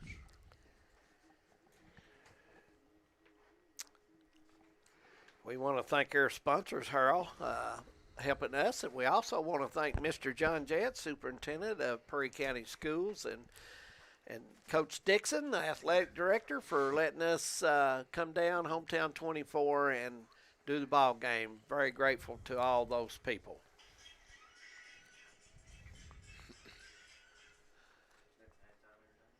Wide out to the right, Harold, and Jags not likely to put it in there. Coach Hager didn't like the way they set up, and he's going to use the timeout. Timeout in the first quarter, 7:47 to go, and we have no score. We'll be right back.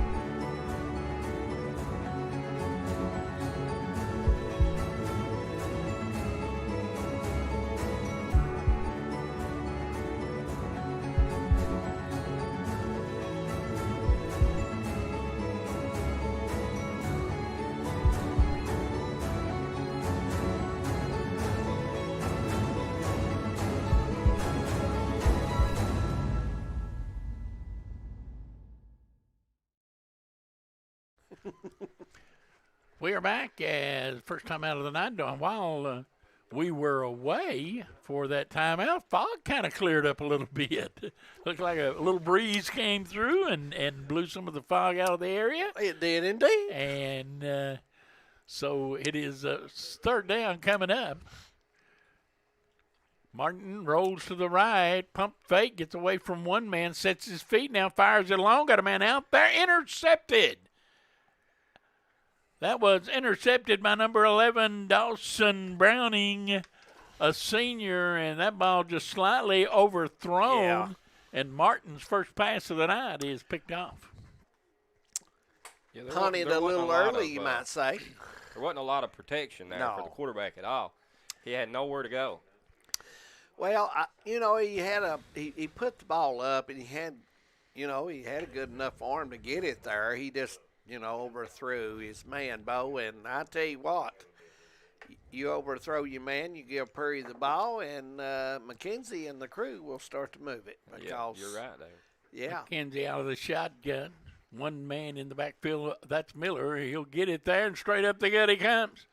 Miller at the 40, midfield, one man to beat. Up the sideline, he stepped out of bounds. Only thing may have stopped him, Harold Mullins. Yeah, I think he all the way went all up the way. at the 43-yard line, and to be honest, I don't understand why he stepped out of bounds. No, just a left cut, watching the man come over, and got a little too far over.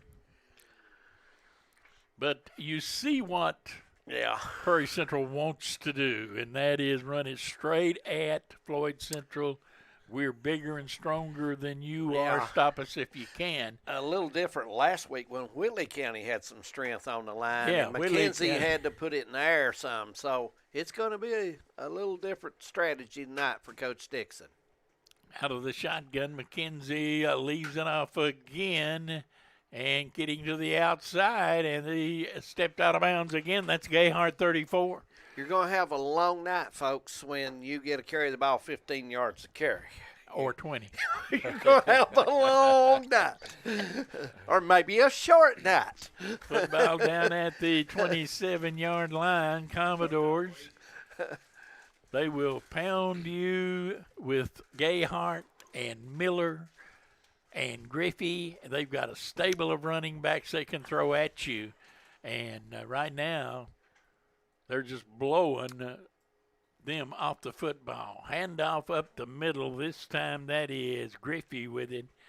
And Griffey becomes the third Commodore to carry the football already in 3 plays.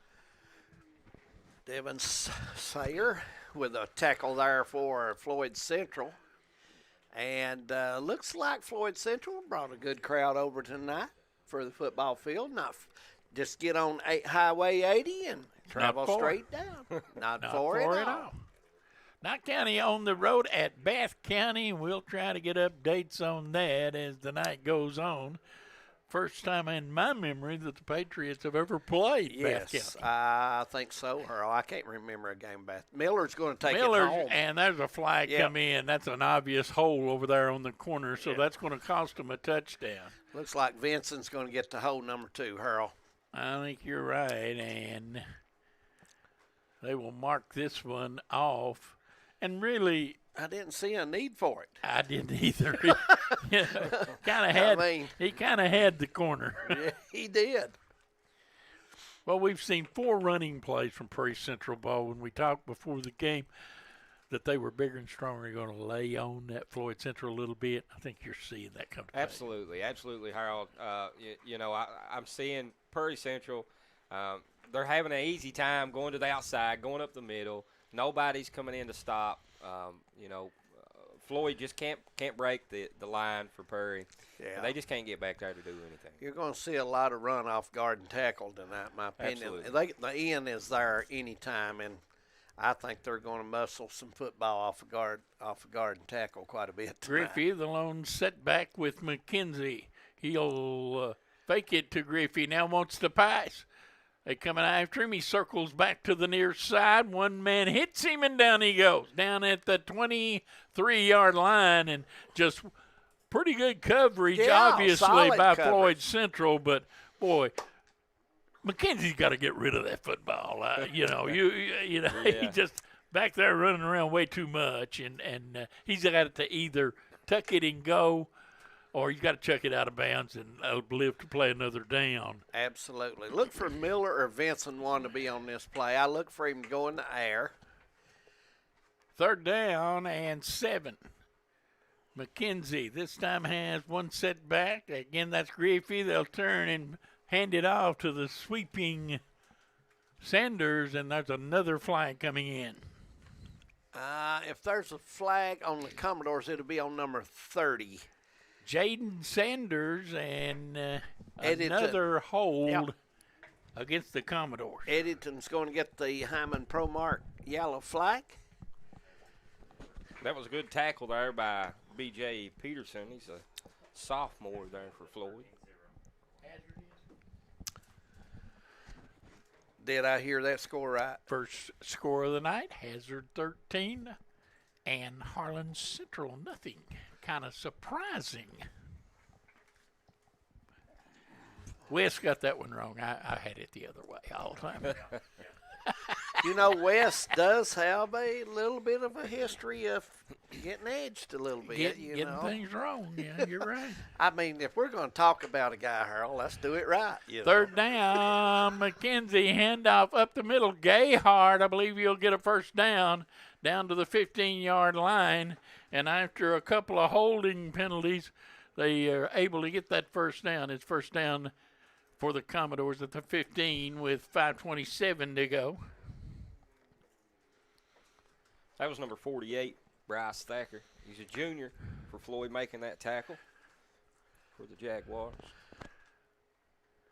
Jaguars, as you can see, it's very evident they're not as big as the Commodores. No, and their age too, Harold. They're, Commodores got a little older football team here, and we'll see how the Commodores progress as the season goes on. Usually Coach Dixon's team gets better McKenzie turns, pitches it back. Poor pitch, but Gayhart corrals it, but he's taken down back at the 16-yard line, loss of a couple of yards on the play. Yeah, I thought they may give him forward progress. I thought the pitch really hurt his. He had to slow down to catch the ball, and he gave it time for the end to come up and make the play. And that pitch has got to be direct and be on.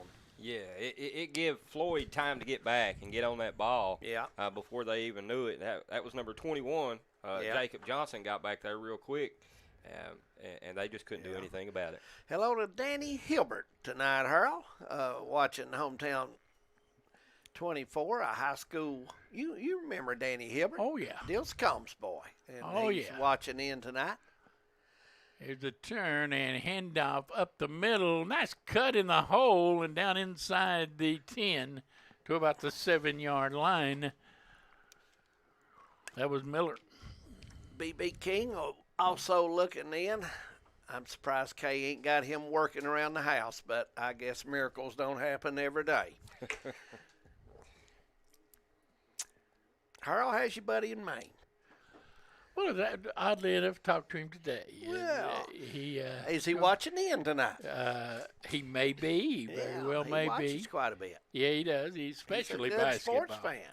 He loves basketball.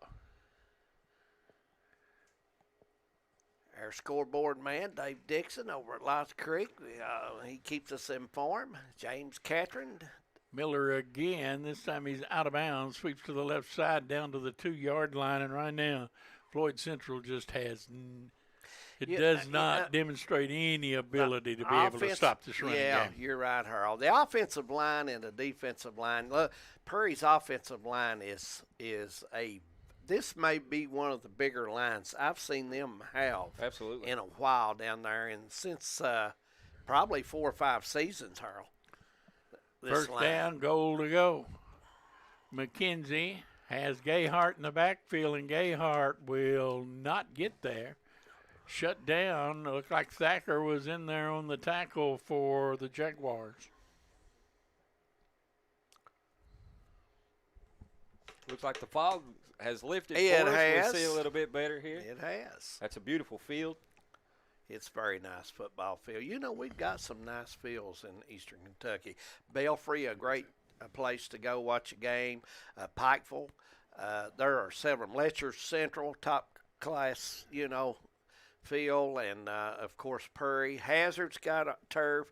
I hear the Patriots are putting turf in, and McKenzie stretches it out, and he got that touchdown for the Commodores. McKenzie was hit at about the 1-yard line, but he's an awful big guy to try to bring down one-on-one, and he's able to stretch that football across the goal line, and the Commodores are on the boards. Going to try to tack the extra point on here with 2:34 to go in the first quarter, live from Perry County Central High School.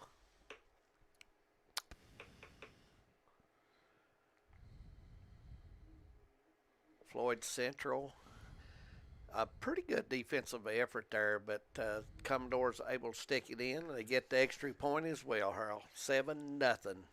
The Commodores. So the Commodores tack it on early, 2:34 to go first quarter, and it looks like that Coach Hager is going to have to get his defense together and talk a little bit, because they demonstrated very little ability to stop the Commodores. Yeah, the Commodores' strength is, you mentioned earlier before we kicked the ball off, Harold, what would be a factor in this game, and the biggest factor you thought of was, could they stop the strength of the Commodores moving the football?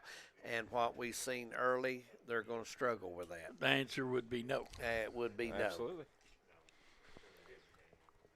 no. 7-0 Commodores 1-0 on the season, while Floyd Central 0-1. They lost to East Ridge last week. Yeah.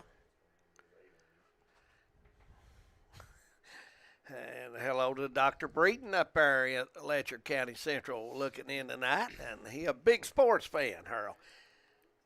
Earl, I don't know why these people brag on you when I'm out and they brag on you. And I said, do you all really know him? I have no clue. But they do enjoy it, and they do appreciate it, and we appreciate them. Little pooch kick taken, and a small gain there. It's going to be good field position for the Jaguars out at the 37-yard line. 2:32 to go first quarter, and Coach Hager is going to try to come up with some kind of offensive ability to keep the football. He is. He's going to have to do some misdirection and maybe some other stuff, Earl. I don't see him being able to run the football off guard and tackle with the Commodore's strength up front.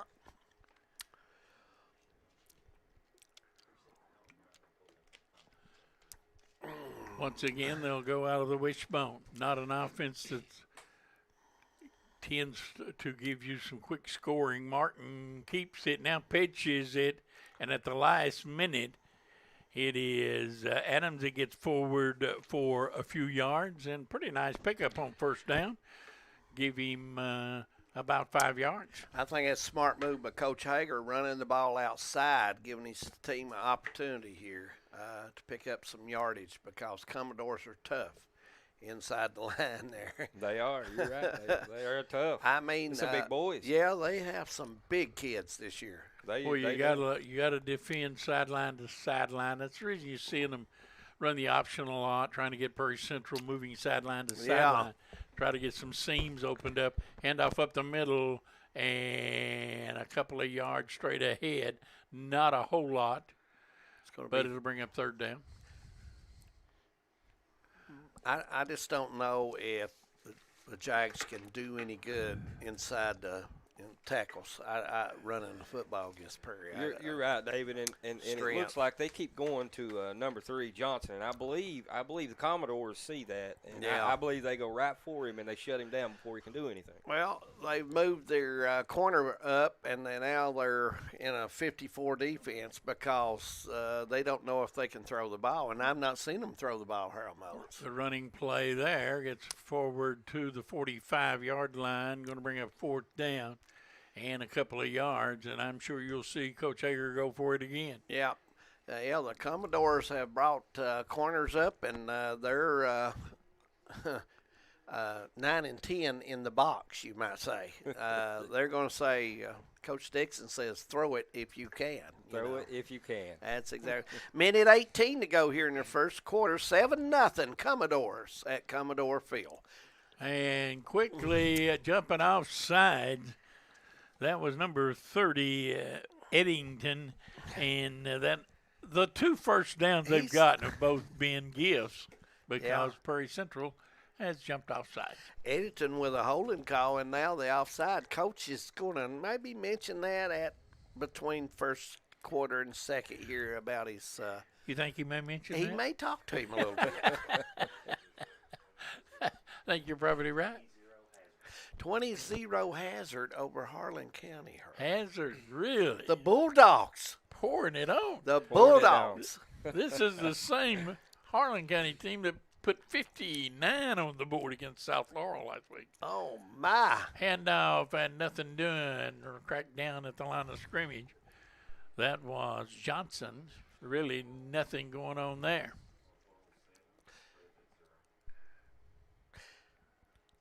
North Laurel leads Breathitt County 7-0. Still waiting for our first report from Bath County. Absolutely. Somebody out there will let us know, I'm sure. Well, we could have got up with Coach Fannin, and he would have kept us involved with Hazard and all them down there. Oh, we got your buddy, Coach Fannin. We got plenty of people that will keep Creek you up boy. to date. Yeah. Our timeout on the floor, on the field, no. The quarter is run out. Yeah. And no, it is still, they go ahead and run it out now. And the first quarter has come to an end. We played one at Commodore Land. It is 7-0 in favor of the Prairie Central Commodores. We'll be back. No matter what town or community you live in, there's a Tim Short dealership nearby. That's because our family of dealerships are dedicated to serving the folks throughout Eastern Kentucky. Our employees are your friends and neighbors, helping to support the local economy and provide safe and affordable transportation to everyone that shops the family of Tim Short dealerships. Our entire inventory can be found with a click of a button at timshortautogroup.com. Visit us online and join the thousands of customers that took the short drive to satisfaction today. TVS Cable has everything you need to stay entertained. Video services with all your favorite channels and local sports on Hometown 24. Ask about digital voice service for home and business. High-speed internet so you never fall behind in a game. There's something for all ages. We've got you covered. Sit back and enjoy everything TVS has to offer. Stay connected with TVS. Welcome back to high school football right here on Hometown 24. Got the hometown gang with you tonight. 7-0. Commodores leading after one. And Harold and Bo, it's been the muscle of the Commodores so far. Well, I think we have seen a big 5A school playing a small school. I think is so. What is about what you're coming up with. Of course, you can always say, well, wait a minute, not 2 miles down the road, we got a small school in Hazard that's beating a big school. Yeah. But Hazard's a little different than most small schools. Hazard usually has some good athletes. They really do. Strong kids, run well, and well, we talked on the show before our pregame show. Hazard has always had quickness.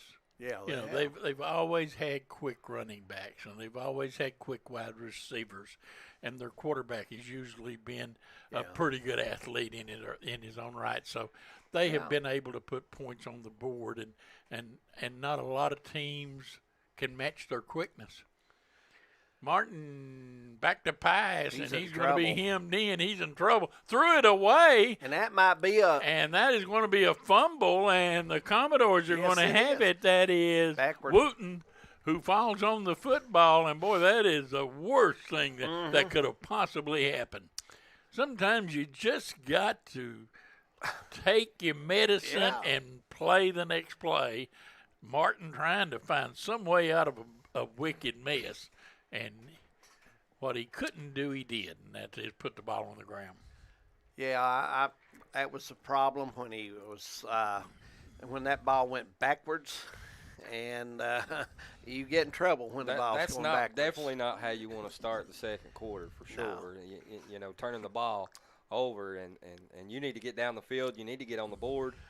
Unfortunately, the Commodores got it right here. McKenzie may go air here after that turnover because they've been running the ball pretty easy against Floyd Central. So, but not.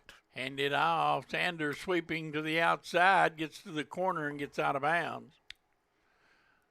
Sanders probably the quickest player on the Commodore team. Very good speed. Maggart with a good block for him, number 17. Helped his teammate pick up 4 or 5 extra there. First down for the Commodores at the 26-yard line. ARH, Charles, sponsors the scoreboard for us, and we're very thankful for those people. Yes, we are. I made a visit to ARH not too long ago. They treated me pretty good. Hand off, and Gayhard, weaving his way through traffic, is finally ridden down, but he did get forward for about 6 yards.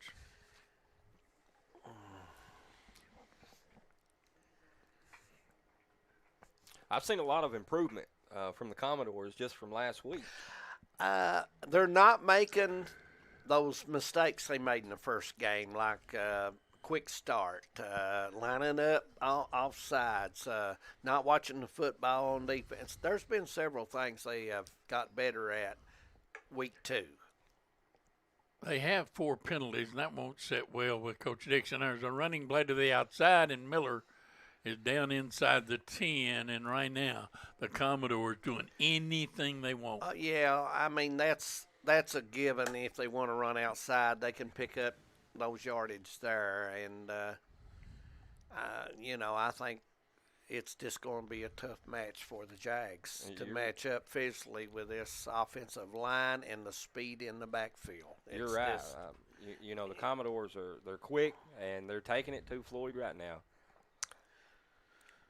Second quarter, 10:58, just getting underway. McKenzie hands it off, and this time Gahart's met in the hole. Very little, maybe a yard. Yeah, McKenzie probably should have faked that one and took it to the outside, and it would have been 6 more on the board. But Floyd definitely, they read that. They seen did that. A nice job. They seen that coming. So middle linebacker came up there for Floyd Central. Jacob Johnson made a nice hit. Ball, it's a 6-yard line, and McKenzie, after a quick word with Coach Dixon, will come back inside as Griffey in the backfield with him. And what do we got? Looks like we have some movement. I believe McKenzie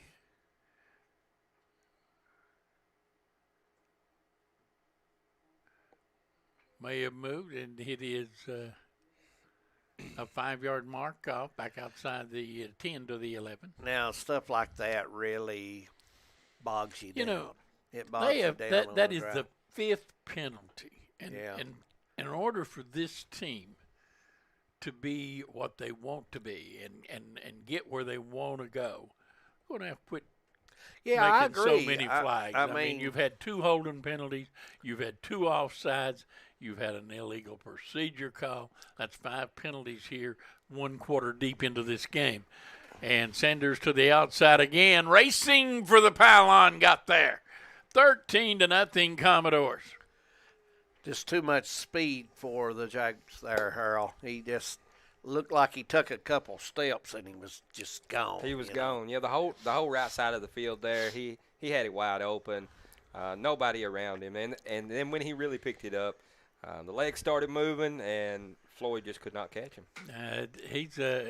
He's by far the Commodore's quickest player. There's I no doubt agree. about that. And, no question. Try to get him out on the edge. And there's not very many people going to catch him. There's the snap back, and the kick is up, and hit is good. 14-0 with 10-11 to go in the second quarter. We'll take a break. We'll be right back. I believe in Kentucky. I believe in Kentucky. I believe in getting your hands dirty. I believe the best recipes are never written down. I believe in fried chicken, cornbread, and soup beans. I believe in the cards. I believe in cats. I believe in insurance coverage that helps you sleep at night. I believe in always carrying an umbrella. I am Kentucky. I am Kentucky. Contact Derek Bowling, your Kentucky Farm Bureau agent in Hazard. Since 1954, Heinemann Funeral Services has been part of this community. When your family needs someone who cares, Danny Terry and his staff are here to help. During your family's time of need, they are a helping hand through every step of the process, from services to monument and to your loved one's final resting place. Celebrating over 50 years proud service to the community, Heinemann Funeral Services. 14-0 Commodores. Get ready to kick off here. 10 minutes, 11 seconds go till before the whistle comes back on. And can't wait for that halftime show, Bo. Absolutely. Always entertaining to watch Wes. Always entertaining. Always. Wes Smith will always entertain well. Winston Lee out of town this weekend. Out of town. Yeah. Left to set. The word is he's up trying to get a basketball game for Jenkins against Joe Biden and these congressional leaders. Well, I think Winston Lee would have a chance at that game. I don't think those guys can play much basketball. Ball kicked out of bounds, and he will belong to the Commodores, or correction, the Jaguars.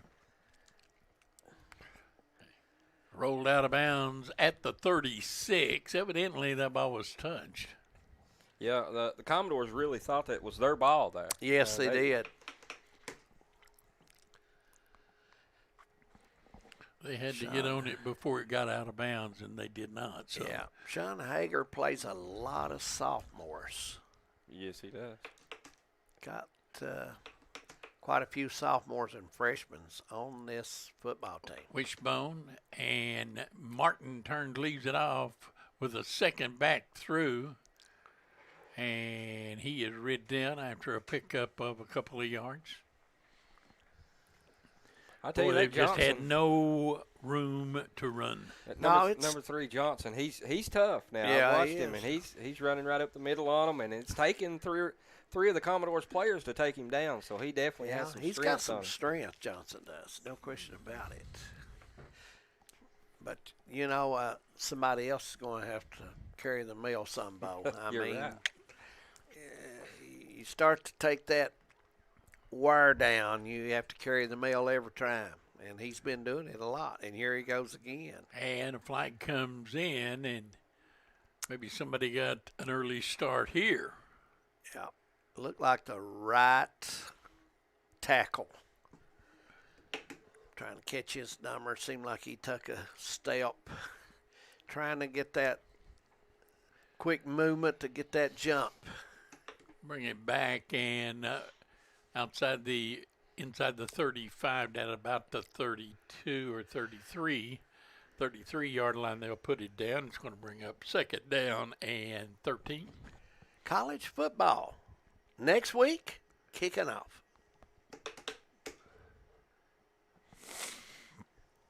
Are they going to allow a full house in most of the places? All indications, yes. I know they are at Lexington. Mm-hmm. And although I think they are encouraging you to wear a mask, I don't know if that's mandatory or not. Martin Rolls sets his feet through an interception. Second interception of the night for the Commodores, and this one was Austin Boggs. And Boggs picks it off, and it's going to be Commodores in business inside the 25. Yep. And a score here will really wear down the Jaguars. You're right. Boggs, he had good coverage on his man anyway. He did. And he read that play from the beginning, and he ended up with the ball, interception, Commodore's Had ball. Both hands right there, and he right took that ball and protected it. Nice play. Timeout on the field, and with 9:18 to go, second quarter, Commodores by 2 touchdowns. We'll be back.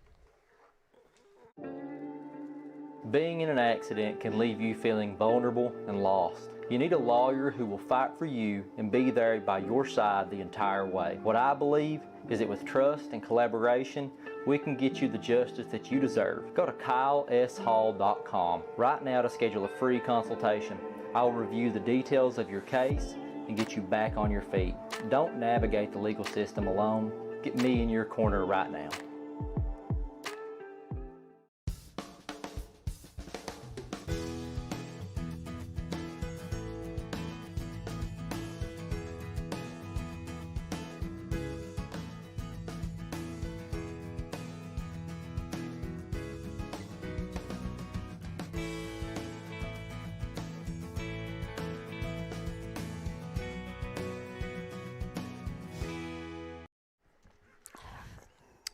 We're back. It is 14-0, and Coach Hager wanted to talk to his team. As it is obvious they're going to have to make some changes because they've demonstrated very little ability to move the football and no ability to stop the Commodores.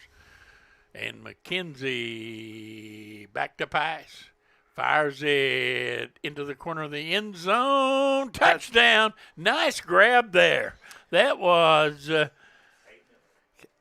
Eldridge with a big-time play. Kobe Eldridge, Earl. Kobe Eldridge came down with it, went up, fought against the defensive back, and, hey, he just wanted it more. Last week seemed like when they got in a big play situation, Earl, and they had to have some yardage, Kobe made a couple big-time plays last week.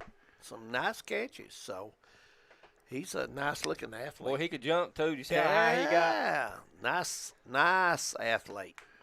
Here's the try for extra point. Looks like somebody may have moved for Floyd Central, but the kick was up and good, so it will be 21-0 in favor of the Commodores, and this thing's gotten out of hand in a hurry. Yep, it has indeed. We'll take a quick break right here on Hometown 24, and we'll be right back. 21-0 Commodores.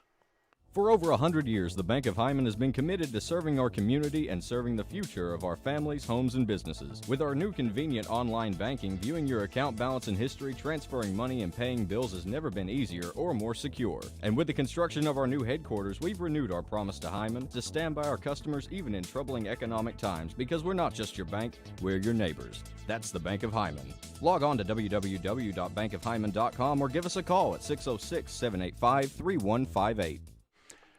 Welcome back. Good news from Bath County down Knott County leading over Bath County 8-7, I believe, in the early going. Hazard continues to lead. North Laurel has the lead on Breathitt County, and Prairie Central leading 21-0, and we still got 9 minutes and 13 seconds remaining second quarter.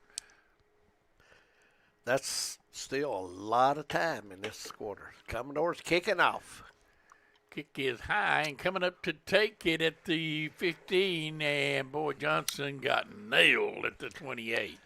He was tiptoeing, and when you do that, yeah, I noticed that. You are going to get hit. When you're looking to get hit, you're going to get hit. You're going to get hit.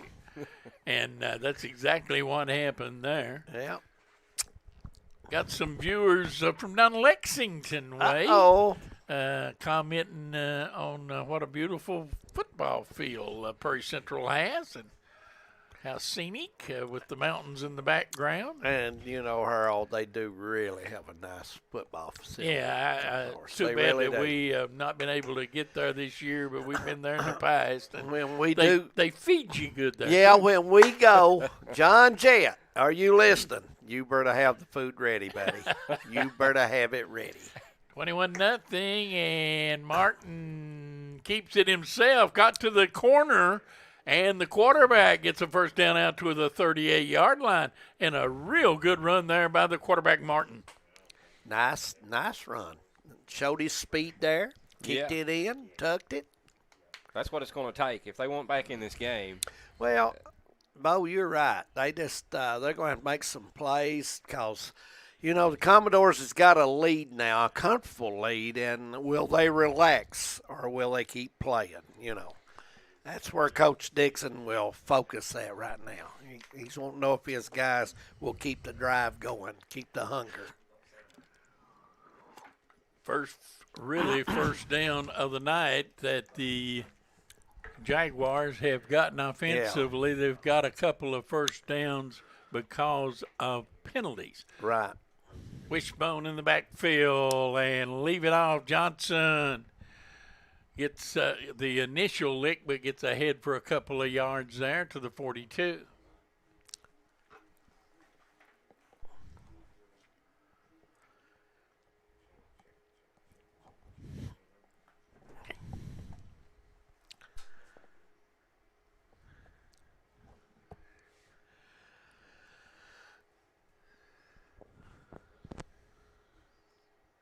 Clock running, under 8 minutes till half. 21-0 Commodores.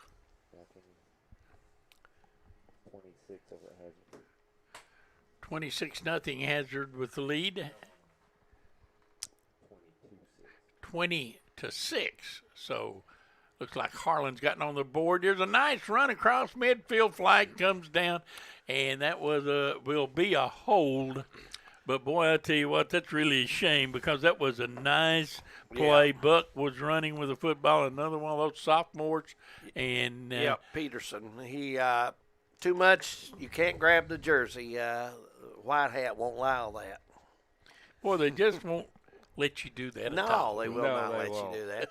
Unless you're playing at Notre Dame or somewhere. Any Notre Dame people in the house.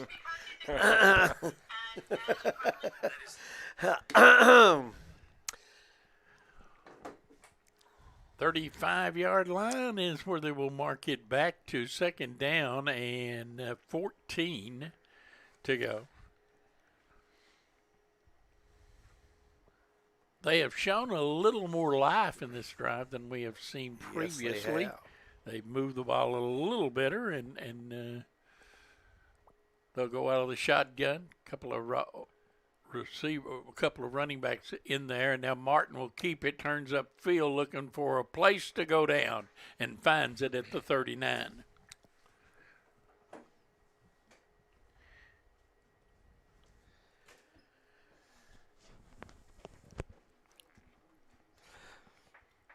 Commodores leading 21-0. Bulldogs leading against Harlan Central 20-6.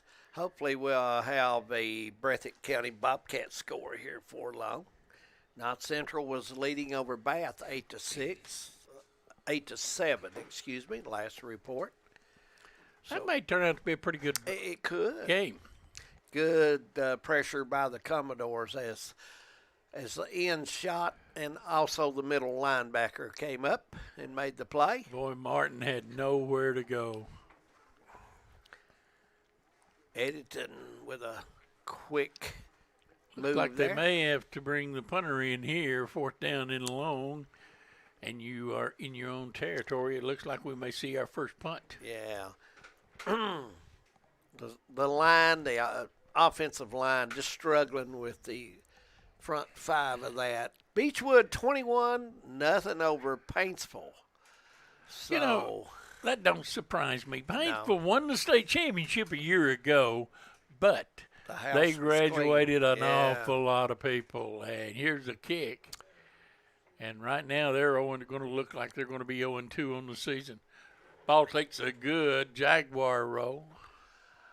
Davy Crockett leads Letcher Central 14-0.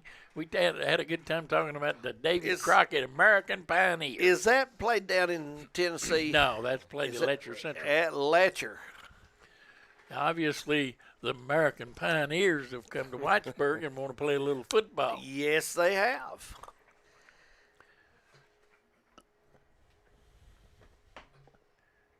$21-0. Where is that located exactly in Tennessee? Down around Morristown somewhere? I don't know if it's that far. I was thinking it was not far from Kingsport. Near Kingsport. I know Dobson Bennett is right in Kingsport. Yeah. I know David Crockett was down more toward Greenville, that area. Back to pass, McKenzie. They coming after him. Sets his feet now, hits as he throws, and incomplete. That time it was McKenzie who was under a heavy rush from the Jaguars. Pressure. That's what they're going to have to do. They're going to have to. They're going to have to start getting in there and getting on that ball. I have seen since the second quarter started here that Floyd's picked it up just a little bit, and that's what they need to do. But they need to get on the scoreboard if they're going to go anywhere. Yeah, got to have some points. But tonight and so far in this game, McKenzie has not looked really comfortable. I don't know what Coach Dixon is trying to run. He's got two wide outs to the right and left, and here comes Gayhart. Yeah, and he's going to get some yardage on that. But he's not through it very well tonight. But their game plan tonight has been run the football, and he's just not been in rhythm throwing the football so far. Who's starting quarterback at Kentucky, Harold, this year? Has they decided yet? Oh, yeah, the transfer from Penn State. The other guy left and went to Central Florida. Who's the other guy? The guy that transferred in. From Auburn? Yeah. Okay. There's a pass complete, and Miller gets down to the 45-yard line. Nice pass there from McKenzie. So the David Crockett, 21-0 over Letcher Central, and as they say, I wonder if they wear coonskin. maybe tonight they do have a coonskin. Maybe. I wonder if they got a coon's tail run down. Yeah, all I can think of is David Crockett down there in Tennessee. We go down there and we play putt golf all the time at the David Crockett. Where is where I believe that's over close to Greenville. Yeah. Tennessee is where that high school's located. Well, you can bet Wes Smith will be checking. He'll know. He'll know by halftime exactly with where the that's Crockett. at. Yeah. One thing about it, they come to play. They did come to play. And they came to a place that's not an easy place to win. No, it is not. It's, in fact, the last few years, it's been a hard place to get a W. Yes, it is. Cougars may have bitten off more than they can chew. Well, Jonesboro, Tennessee. That's not far from Kingsport. Yeah, that was a nice tackle there by number 45 for Floyd Central. And, of course, we would not have his number. But that young man. Maybe Page. We'll find his name out here. Jonesboro is that's not a real long way from Kingsport. Yeah, we got a timeout, but we'll just keep it here with 4:43 to go. It is down. In fact, yeah, it's Jonesboro is real close to Harlan County. It's just across the mountain, but. I wonder if that's where David Crockett's from, I'd imagine. You know, they named a school after him there, so I would imagine that's where he's from. Other scores in the area, Paintsville getting it handed to him right now by Beechwood. And that's not to be, really, that's not a surprise. Harlan and Hazard, I got a feeling that is going to get a little bit closer. Yeah, I expect Harlan to get going here, but very impressed with the Bulldogs. I got my first Darren Mullins sighting. He says, Darren Mullins. He says Knott-County just completed a 67-yard touchdown pass and now lead Bath County 16-7. Well, thank you, Mr. Darren Mullins. Thank you, Darren. If you keep us up to date, that's pretty good. And we did talk during before the whistle show tonight about Knott-County's ability to throw the football, and it certainly sounds like it. Back to pass, McKenzie. Complete over the middle, down inside the 10 to the 6-yard line. Now that was a good throw by McKenzie. Got Cameron his feet Maggard. set, good follow through, and boy, one thing I've noticed is that Coach Dixon plays a lot of people. He's playing a lot of people. At Prairie Central, he's got a lot of kids down there out playing football, and he's throwing them out there and letting them play. You know, Harold, Coach Dixon, what can you say about that man? He seems to have a good organized football team where he was at. He did it for Hazard for years. He always had a good competing team, and he's trying to do that here in Prairie, and it looks like he's got a good jump on it. You know. First down inside the 10. McKenzie rolls out to the left and hit as he throws and caught for a touchdown by number 45, Mason McElarnis, and it grows to 27-0. By the way, that 67-yard touchdown pass from Kaiser Sloan to Ethan Combs, and the Patriots leading at Bath County. Well, we talked. I think Brock Hall's going to do a really good job. Brock tries real hard. He does. I think he's going to do a great job. He works so hard. And right now he's got his team on the road and up by a touchdown. Extra point is good, 28-0. And now we are one touchdown away from a running clock. And, Coach Hager comes in here, Harold. We mentioned earlier 10 juniors, 3 seniors, rest freshmen and sophomore, and you're going up against a Commodore team that's a lot of juniors, some sophomores that are playing, and some seniors. And the age difference shows, the muscle shows, and it's tough. Got some NFL games going on tonight. The Lions leading Indianapolis Colts 14-6. Eagles and Jets tied at 7. Ethan Combs has 2 touchdown catches in this football game, Harold. So, North Laurel leading Breathitt County 14-0. Back to the NFL, the Panthers lead the Steelers 3-0, and the Chiefs lead the Vikings 7-3. Baseball, how about them Cincinnati Reds? They lead Miami 5-0 in the 5th.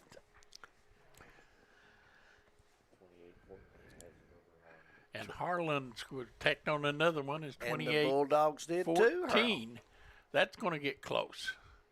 There's a handoff, and out to the 30-yard line comes Johnson, and Prairie Central looking to get the ball back and tack on another one before halftime. 3:54 to go, second quarter. I tell you, Johnson, he's taking a beating out there. Yeah, he carries the mail a lot. When you carrying. carry the mail a lot and you're playing against a team got some strength over you, usually it's tough, Bo. It's tough. You're right.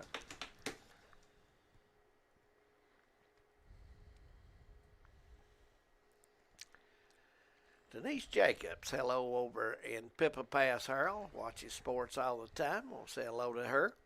There's a handoff, and Johnson met in the backfield, and down he goes. I tell you, Prairie Central's defense much improved. We talked a lot about the fact that teams improve from the first week to the second week, probably as much as any other time in preseason or during the season. Yeah. They improve in that 1 week. You get some reps on film that you can look at, and Prairie Central certainly looks like they've improved a lot. We've got the Commodores and Bobcats coming up not too long. I don't think it's next week. There's a tackle down to the 20. It's going to be back at the 20, and that tackle was made by Nolan Wooten. Wouldn't you think so? Bobcats and the Commodores. Pretty good football game. Do they play a couple weeks from now? Not next week. I think is Hazard. You're right. The following week, I think they meet. Let me see. I've got that. Got that right here. And you know, I just feel that could be a little better game than maybe Hazard plays Breathitt next week. Yeah. And then Prairie will play Breathitt on the 10th. Yeah. I'm thinking that might be a little better football game than we're thinking. As Martin rolling to the outside, gets out to the 24-yard line, 2.5 to go, and it brings up another 4th down. That's 2 in a row there. Martin has went out, looking for the open man. Obviously couldn't find nobody. Right. And Prairie's right on top of him. Good pressure by the Commodores. But, Coach Dixon switched his defense. He started out with a 53, then he went to 54. He didn't see Floyd Central putting the ball up in him, and then he had 10 in the box. I mean, he's going to make them do something. Here's the punt, high and short. This time it will take a Commodore roll and will roll dead at the 43-yard line. And with 1:47 to go, plenty of time for the Commodores to tack on another one. Absolutely, it is possible. Just a little fog in the right corner of your viewing screen, and we've been fortunate as the fog started coming in at the start of the game, but we've been fortunate it's stayed away for the most part. Just here and there, we may have a little bit coming back out. Commodores with it, 43-yard line. Minute 47, plenty of time. New quarterback in there for the Commodores. Couple wideouts each side. And back to Pice, fires it out, got his man. Up the left sideline, and down he goes. That was Vinson. And Eldridge for the Commodores. Look, I'm looking for him. He was tough to handle last week. Whitley County had a matchup problem with him, and I'm surprised they've not been going at him more. Yeah, you're right. Coach Dixon is throwing this freshman in there. This is Taylon Goins, number 7, a freshman playing quarterback, and he looked on that first throw like he may have pretty good arm. Yeah. This kid may be a diamond in the rough here, and only a freshman. Hand off up the middle and short yardage there for Griffey, 36. And, as a quarterback, Harry, looks like, and Bo, he looks like he has good size, that tallness. Yeah, he needs to fill out, and he will get in the weight room, get stronger. He's only a freshman. Commodore weight room. We got to visit the Commodore weight room at the girls' regional tournament last year. They took Harold and I down there, and very impressive. Back to pass, Goins, airs it out, incomplete.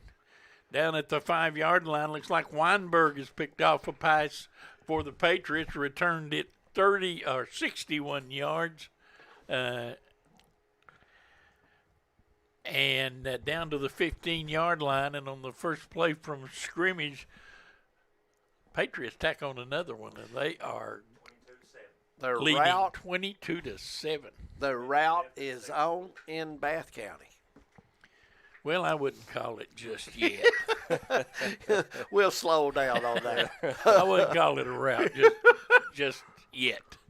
36 seconds. Goins. Little swing pass out, and he led his man a little too much. Yeah.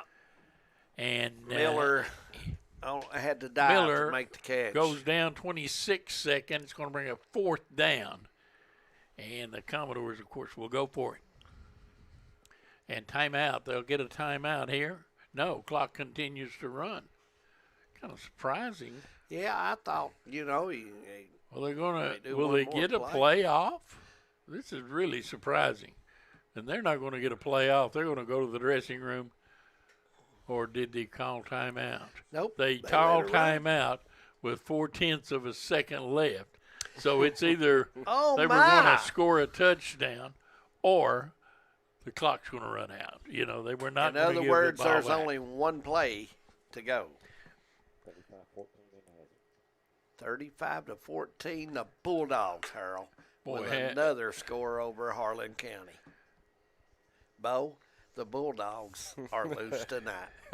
Who let the dogs out, huh? Who let the dogs out? You boys going to sing this, Who Let the Dogs Out. I'm going to take an early exit. Listen, before the whistle show, I don't think a lot of people has a lot to talk about here.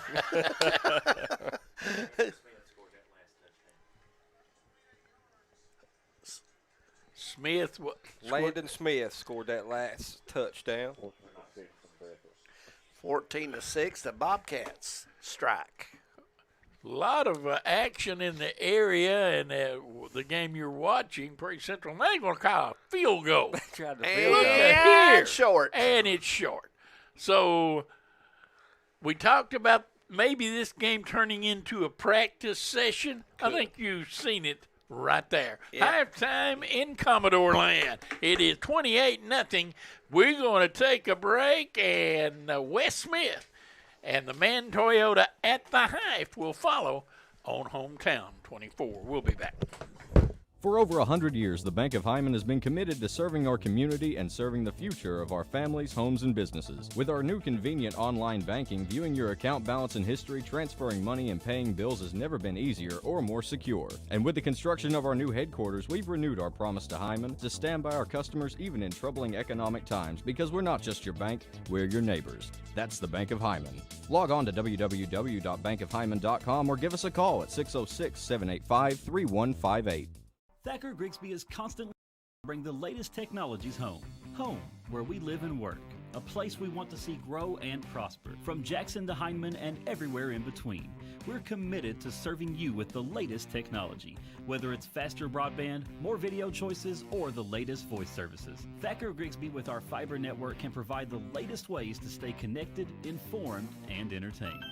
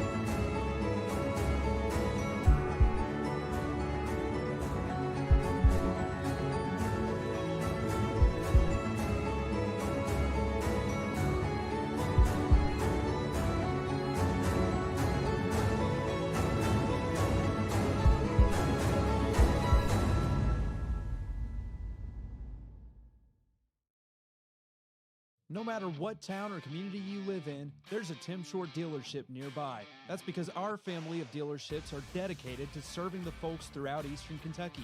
Our employees are your friends and neighbors, helping to support the local economy and provide safe and affordable transportation to everyone that shops the family of Tim Short dealerships. Our entire inventory can be found with the click of a button at timshortautogroup.com. Visit us online and join the thousands of customers that took the short drive to satisfaction today. TVS Cable has everything you need to stay entertained. Video services with all your favorite channels and local sports on Hometown 24. Ask about digital voice service for home and business.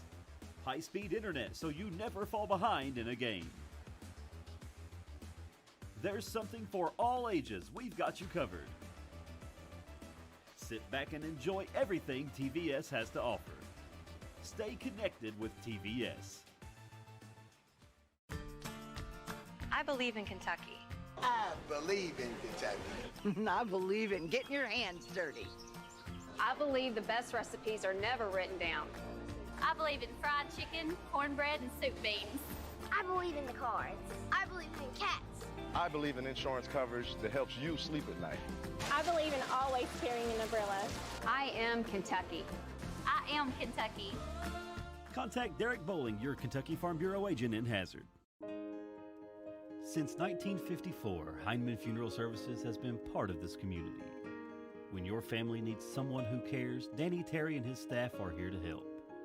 During your family's time of need, they are a helping hand through every step of the process, from services to monument and to your loved one's final resting place. Celebrating over 50 years proud service to the community, Heinemann Funeral Services. Being in an accident can leave you feeling vulnerable and lost. You need a lawyer who will fight for you and be there by your side the entire way. What I believe is that with trust and collaboration, we can get you the justice that you deserve. Go to KyleSHall.com right now to schedule a free consultation. I will review the details of your case and get you back on your feet. Don't navigate the legal system alone. Get me in your corner right now.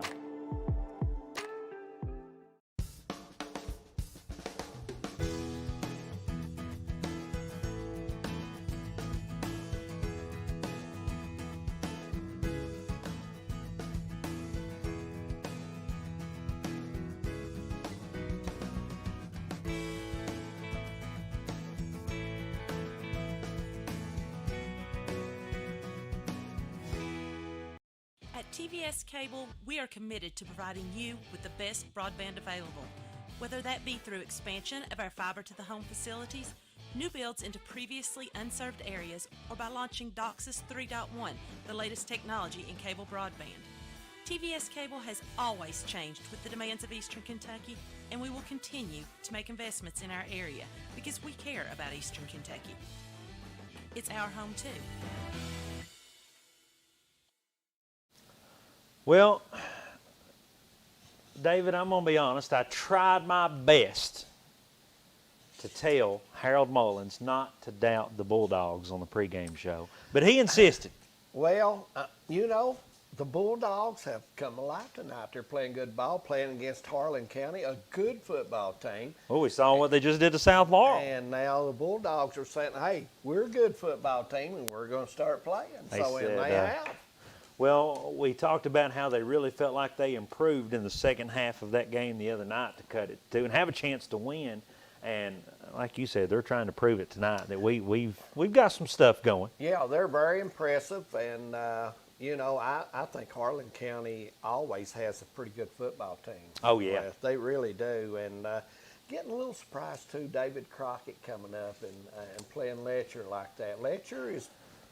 Last couple of seasons, they've been tough at home. They've been really tough, and I don't always trust some of the sources we get some of these scores from. If someone from the Letcher County area can update us on that Letcher score, we've got 21-0 David Crockett. We want to make sure that's right.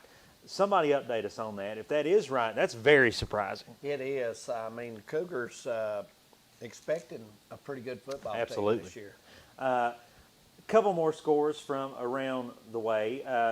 David just talked to you about the Hazard score, Knott County Central. I was very, very excited to see the progress there at Bath County. You're going on the road. It's your first football game of the season. We talked about how Knott Central could probably score some points, and they're up 22-13 against Bath County.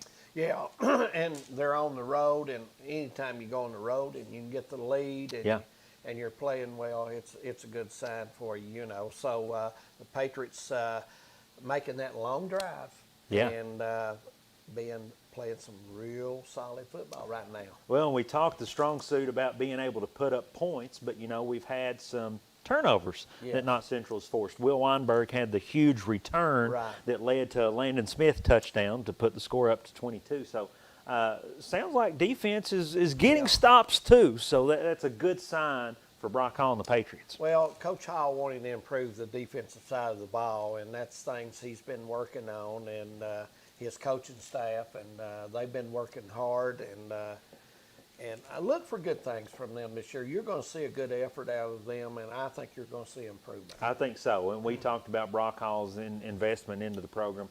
Good things coming. Breathitt County, you know, played the socks off of Paul Lawrence Dunbar. Very good first half from Breathitt County up there. And, man, they've picked a tough first 2 weeks. We just talked earlier about the student population in the district of Laurel County, North Laurel being the largest student population of the county. And, you know, Breathitt playing North Laurel tonight. North Laurel up 14-6. Well, Breathitt's starting out here tough in this season, no question about it. They went on the road to Dunbar last week, and you know, Coach Moore has a lot of confidence in his kids, and he may be using these first 2 or 3 games to get his team to see where he needs to go and what he needs to do. And you know, I have to admit though, he started out with a tough schedule, and I give him credit for that. I really do. Another quick score. Clay County not a tremendous football program right now, but keep an eye on Leslie County playing that game close. It's 8-6 Clay County right now. But for Leslie County to be so young and so new and nobody from the public standpoint, you know, not involved in Leslie, not really knowing what their identity is going to be, that's good. Yeah, we had them scheduled for the first game of the season. That game got postponed, and we didn't get to have it last week. I was really looking forward to seeing them and see how they progressed the last 2 or 3 seasons. So, Leslie, a good football school, and they play hard, and I'm looking forward for good things for them this season. Another quick update I just received, Landon Smith from the Patriots, another touchdown, 30-13, Knott County Central over Bath County, and that should be going into the half. Yeah, Landon's got that height, got athletic ability to go up and get the ball. Well, and he's got the quarterback Sloan who's putting the ball up for him, and I'm sure he's using his talents to collect the football to help the team. Harold touched before the whistle. Knott Central has pretty good staff there at wide receiver. You know, they've got Landon Smith, Chuck Mullins coming in new. You've got Ethan Combs, who's also scored 2 touchdowns in the game. You've also got a few other players, DeMarcus. You've got Will. All those guys can catch a pass. So Kaiser's got some guys to throw to. Yeah, we've got some good football teams in the area this year. If you go over in the 15th, you've got a school, Pikeville. Thomas playing extremely well for them, a good-looking athlete, and he's going to be big in Pikeville this year. And you know, we've got some good kids in the area, and I think they'll all contribute, and it's going to be a fun season. I really believe that. I agree. You know, Harold talked earlier, and you talked too, during the game about we're looking here, the little craziness going on at the field here, the fog at Perry Central. David, if you get to announce the game, I'm going to be impressed if you can see what's going on the field here in a minute. What, I've got a plan for this. What I'll do is I'll send Harold down there. Yeah. Harold is good in the fog. He really is. And we'll put Harold up there, and maybe he can make adjustments and tell us back here, I've and we'll put it on. I've heard some women say that Harold looks a little better when it's foggy outside. Well, I'm not going to comment on that. I can't, you know, I work with Harold. I've got to watch. You got to sit with him. You got to watch what you say. Yeah, that's exactly right. When we do get back to the game, if we're able to see what's going on, my.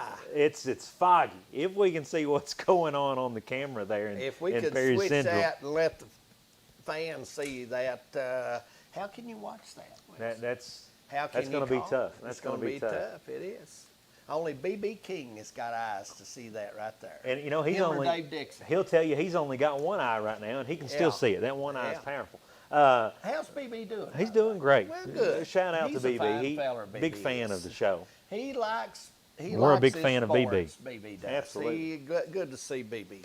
You all talked about this game being almost a practice session, not throwing off any about Floyd Central, but they just don't have what it takes right now to be able to, and nothing against the kids. Right. That's just to compete with Perry Central. There's a lot of programs in the same shape as Floyd. They just can't do that right now.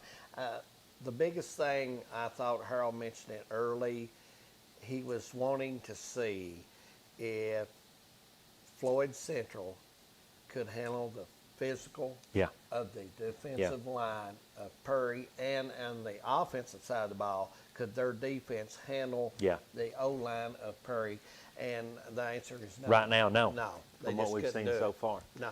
Now, you all talked about what you might see here in a minute in Perry County is some younger guys getting a little more experience. I look for that. We talked about in the NFL not playing some of your better players during the preseason. Almost that situation in Perry County. Do you want to risk getting injury and not getting experience to your young guys? We might see that come out here with Coach Dixon in a minute.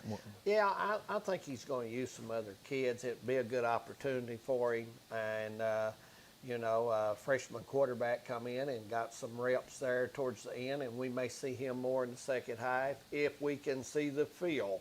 If we can see the field. If we can see the field. When we get back to the game, I think about 40 seconds here, we'll be starting back. We will try to keep you updated with David and Harold of these scores as we get scores to come through.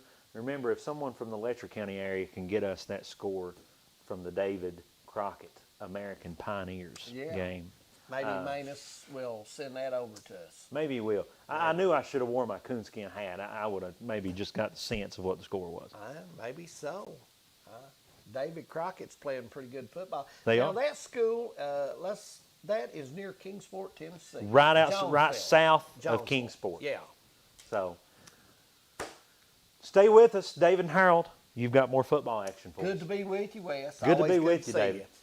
For over 100 years, the Bank of Hyman has been committed to serving our community and serving the future of our families, homes, and businesses. With our new convenient online banking, viewing your account balance and history, transferring money, and paying bills has never been easier or more secure. And with the construction of our new headquarters, we've renewed our promise to Hyman to stand by our customers even in troubling economic times, because we're not just your bank, we're your neighbors. That's the Bank of Hyman. Log on to www.bankofhyman.com or give us a call at 606-785-3158. Thacker Grigsby is constantly bring the latest technologies home. Home, where we live and work. A place we want to see grow and prosper. From Jackson to Hindman and everywhere in between. We're committed to serving you with the latest technology. Whether it's faster broadband, more video choices, or the latest voice services. Thacker Grigsby with our fiber network can provide the latest ways to stay connected, informed, and entertained.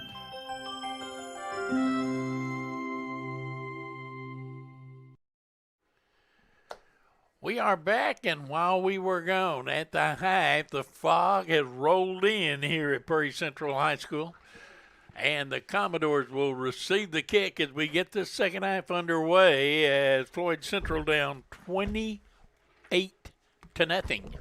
We'll try to get back in this game, and Bo, they have a lot of work ahead of them.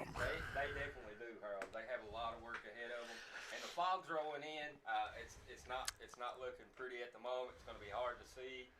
They started off, it looks like, with an onside kick, and we can't see really the ball in the air at all. It's going to be tough. It really is, Harold.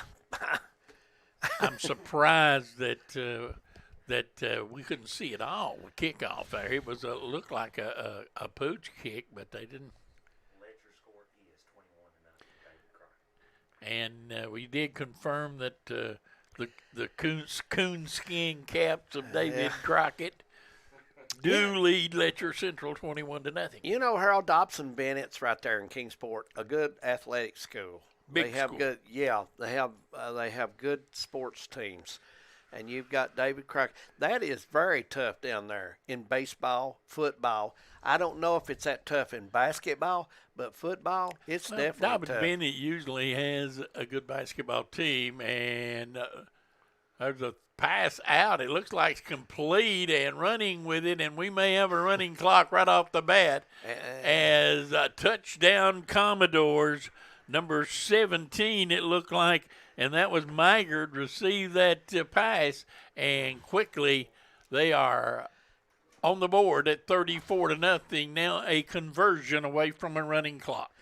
Well, I just hope the officials can see if it's good or bad. You know, if they're going to kick it. Yeah. Yeah.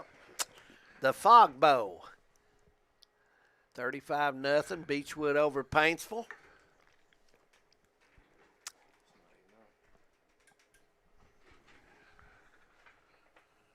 We will see the kick coming up. It looked like it was a high snap, and the kick was up, but it did get through, and it is good. It is 35-0, and so we will have a running clock at Perry Central, so this one will be a short timer.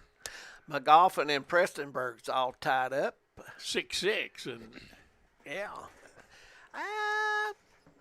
That really didn't surprise me. I know you guys at halftime talked a lot about Knott County's lead, I'm sure. We did mention it. We did. About, obviously, the Patriots playing pretty good football right now. Well, you know, it's really surprised me somewhat going on the road. Of course, Bath County, probably building their team too, like Coach Hall's trying to do here.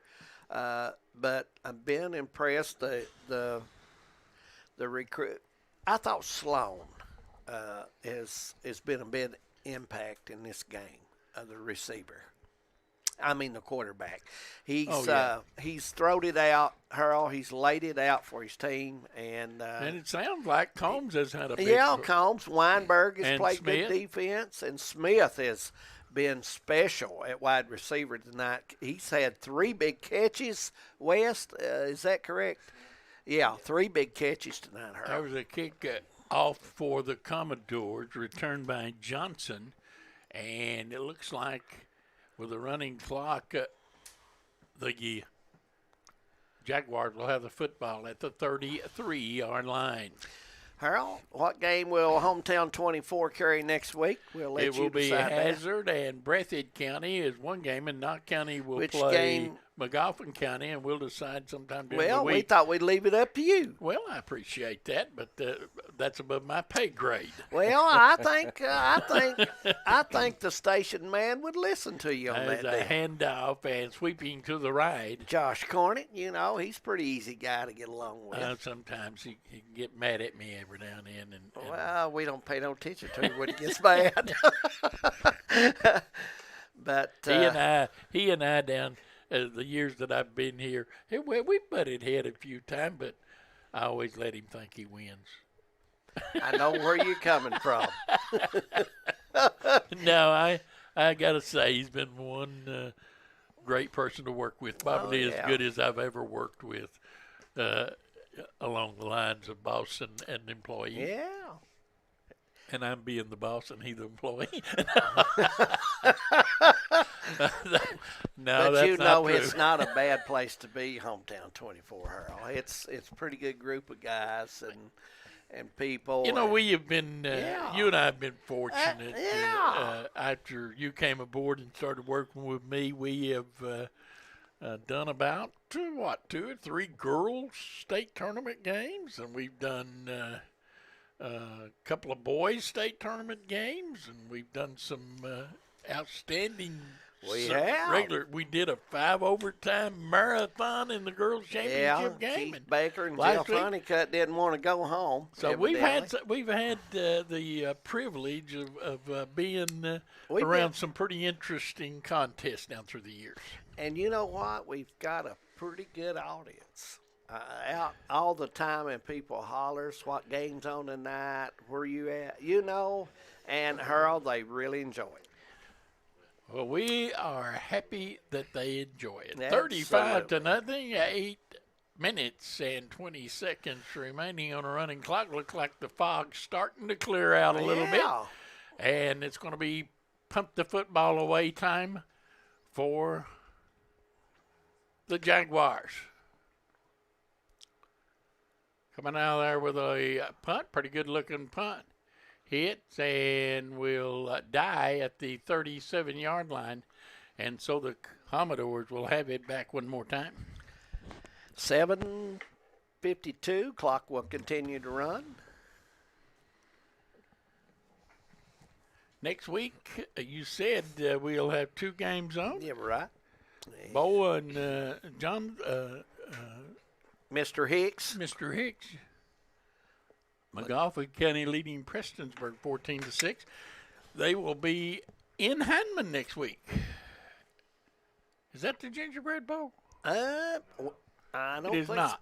I don't know if they're having a Gingerbread Bowl. Oh, yes, they are. No, they're not. They're not. I guess this COVID, you really don't know what to expect with this COVID. You really don't.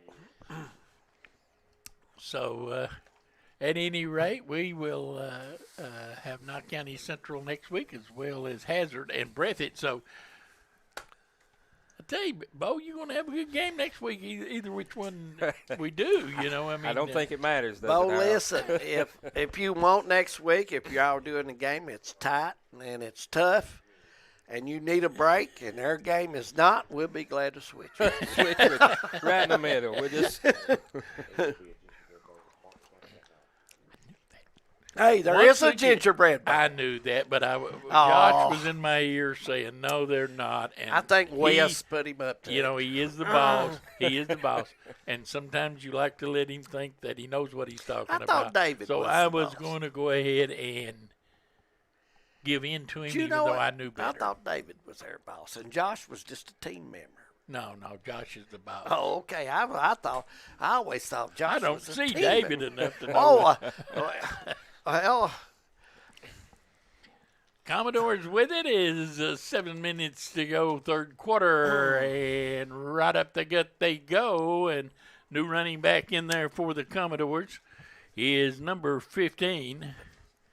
And I tell you what, they have played an awful lot of people. Marcus Robinson running the football for the Commodores. Seth Jackson running football. Is that number 15? 15 is Seth Jackson. Well, why have I got Marcus Robinson? Because you didn't mark him out, and he. You're supposed to do that. I'm sorry. On the back page, you can't get good help these 15 days. is just Seth Jackson. I'm like Wes Smith. You just cannot get good help when you need it. New quarterback in there, hand off, and now running with it is number 14 for the Commodore. A lot of new people in there right now.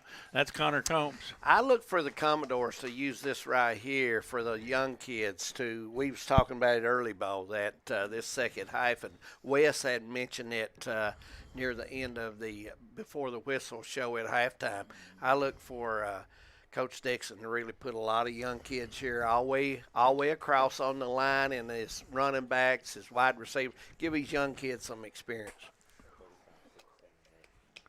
Hazard leading Harlan 35-16. I kind of thought that would get a little closer, but obviously not. There's a pass incomplete, knocked down, almost taken in there by number 16. And we look for number 16, and that is Derek Fields. See, I updated my roster. You did. You didn't. Did I see you bring an extra one? No. No. What kind of teammate is that, Wes? That I'd rather not say. I did my homework and done it, and you didn't do it. Well, I'll tell you what. I am shocked that you didn't bring 2 extra rosters. I brought you a Floyd Central roster. 5 minutes ago, third quarter, 35-0 Commodores. And you're running with it. The quarterback goes, and he gets across midfield and down to the 47-yard line. As the clock continues to run, as we are now 4:42 away from the third quarter ending. You know, I'm starting to think, David, I was watching you guys last week, and you was talking about how the coach for the Commodores there had tricks up his sleeves, and and I'm seeing all these new people coming on, and the quarterback coming out, number 7 there, and they're doing a wonderful, wonderful job. Yeah. Yeah, he's playing a lot of people, and I had talked before the game about them getting a lead and then using this as a scrimmage or as a extra practice session for his young kids to get some reps. That's what you're seeing. Everybody out there's a young kid and a new kid for the Commodores. They're having fun. They're out there playing. And, hey, this only builds your program when you can throw young kids into the mix.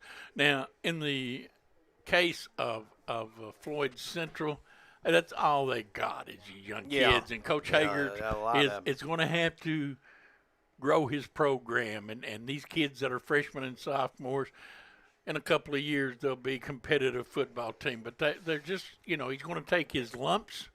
The numbers are not there, and I was like, nice, Pat, this Goins kid looks like he's got a pretty good arm. He's got a really good arm on him. That's what I was watching. That's why I was saying, David, I like he's got Coach some tricks. Dixon getting him set up for these 5, 10, 12-yard passes, too. He's not making him throw it deep right now. He's giving him something he can handle and build his confidence. Goins only a freshman. Ball at the 35. Commodores, the game well in hand. This is one of our quickest third periods in a while here. Goins back to pass. Fires it incomplete, threw it into a crowd there. Yeah, that was. And you can bet when the film session comes up here this weekend that Coach Dixon's going to talk to him about throwing it into a crowd. Yeah, absolutely. He had all day there. Yeah, he had good protection. He was right in the pocket. I mean, he could have took all day to make a better pass there.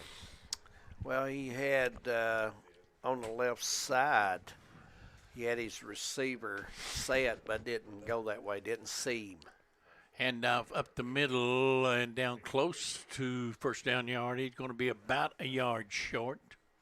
That was a good tackle there by number 21, Jacob Johnson, a sophomore there for Floyd Central.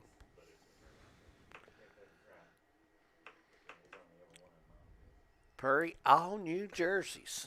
All new jerseys. All new jerseys.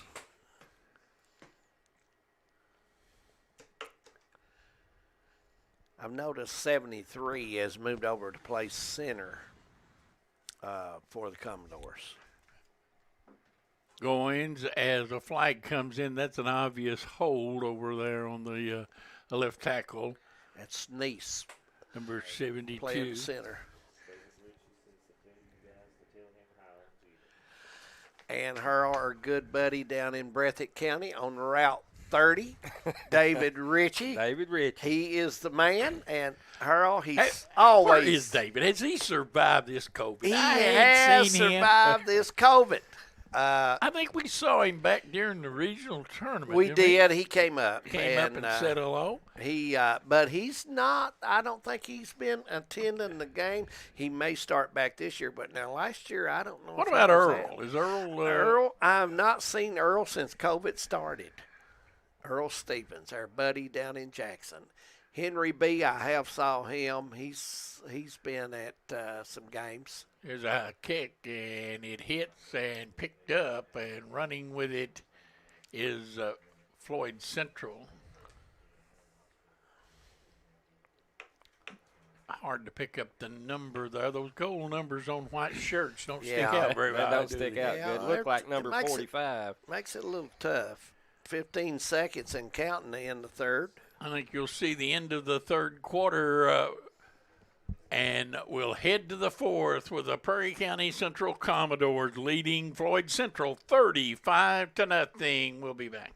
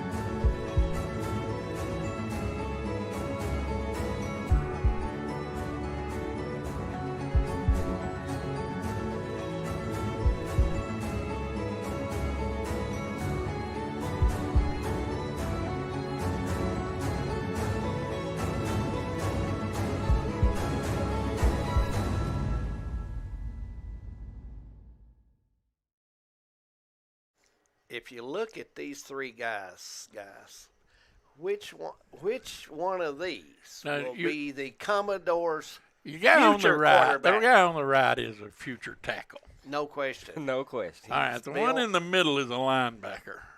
Yeah, he's and strong. The one on the left's got a real good shot of being a water boy, I think. No, I just teased. Boy, you give him a rough time. He looks like he's a quarterback. He could be. He's tall, and he looks like he could have some athletic ability. Three guys sitting there enjoying it. They've got three guys there, and there were three girls over to the left, and they were 20 feet between them. Yeah. That is just not right. That's what the COVID does, see? Yeah, that's what the COVID does. 6 feet separation. 6 feet separation.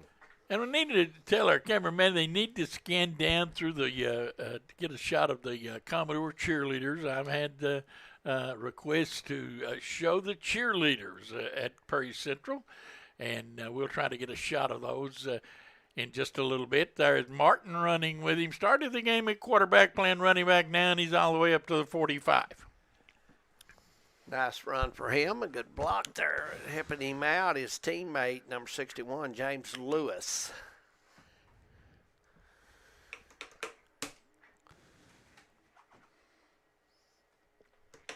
We sometimes forget there is other people besides the athletes on the field. Absolutely. Need to recognize the cheerleaders as well. You got to get them on TV. Absolutely. After all, they're out there cheering the squad on, right? That's right. You mentioned a little earlier that a pretty good crowd on hand. Yeah, Floyd brought a nice crowd over. From Floyd Central. Coach Hager obviously has the Jaguar faithful enthused about their football team. Football at the 45. Martin will go out of the shotgun as Johnson sit in the backfield alongside. Coach Hager coached at Martin County there, Sheldon Clark. Little swing pass out to the outside, and running with it, finally poked out of bounds down inside the 45. That was Brody Buck.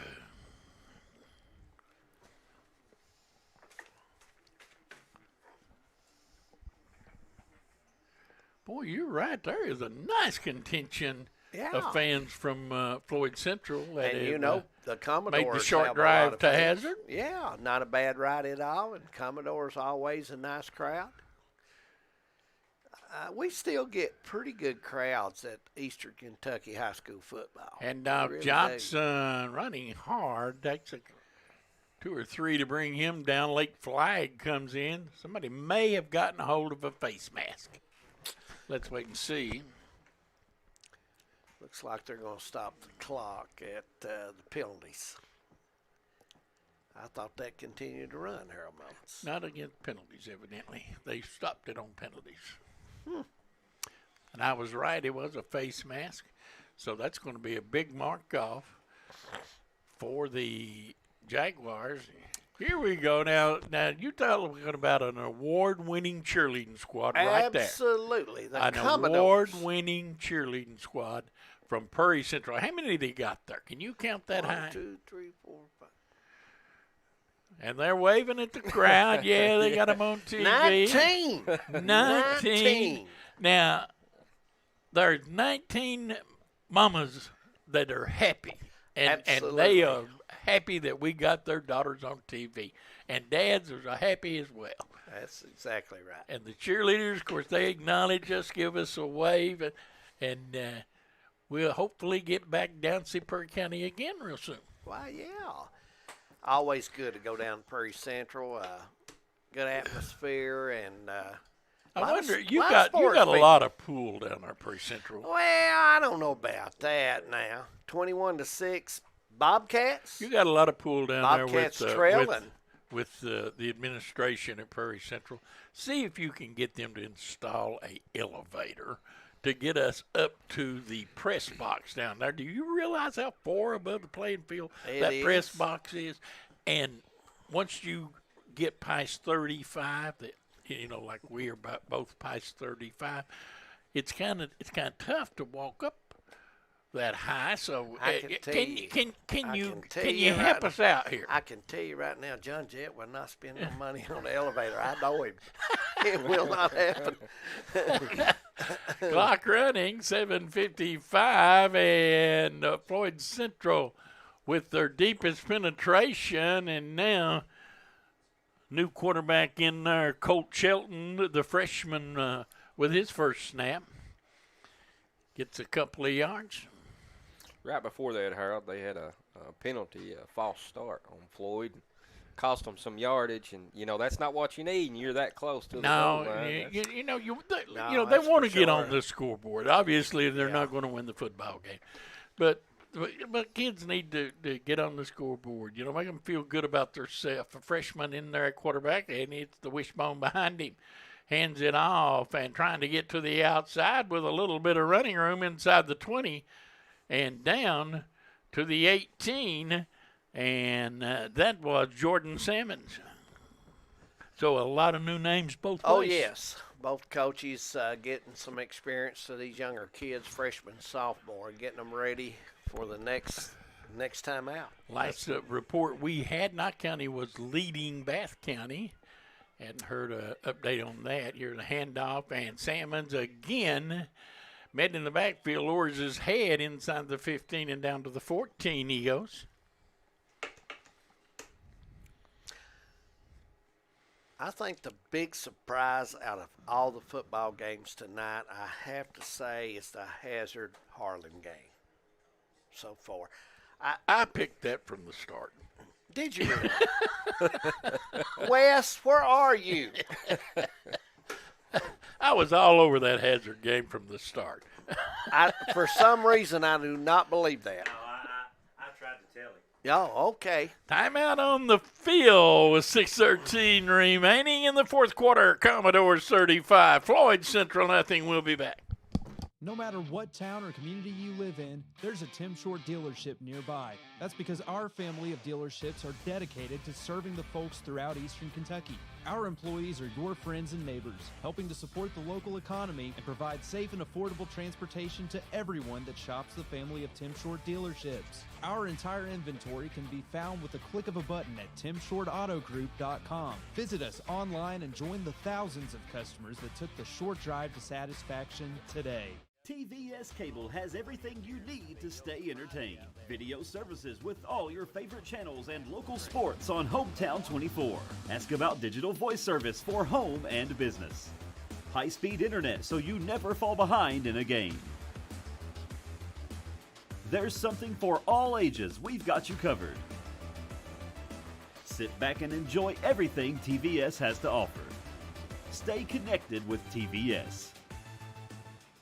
As we are midway through the fourth quarter, did I tell you my daughter and her husband Justin took the boys and my granddaughter Sadie to Lambeau Field in Green Bay this week. Oh. They went up there and toured Lambeau Field. They all big Packer fans. They had their Packer gear on. They went up there and they toured Lambeau Field, stayed all night in Green Bay, and then came back to Milwaukee and watched the Reds Brewers baseball game before coming, nice trip. before coming home. And Of course, they are big Packer fans. The boys are, and they got their picture in Brett Favre's chair at the alumni. And so it was big time, and glad they made it up there safe and got back and had a good time. Oh, absolutely. 35-0, and the Commodores will have the football. How's the Reds matching up? I knew they were last week. They were game out. They are 2 games in front in the wild card race. So right now they're in the playoffs. Yeah. Of course, it's a long time until the 1st of October, but they're leading tonight 6-0.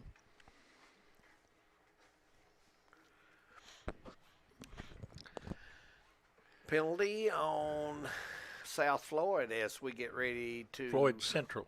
Floyd Central. Be careful. You'll get people mad. Yes, you're right.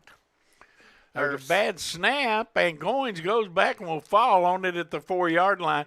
And that's pretty smart. Shows me a pretty smart kid. Absolutely. Because he tries to pick that up, he's probably going to get hit. Ball's going to be loose. Floyd Central may score a touchdown.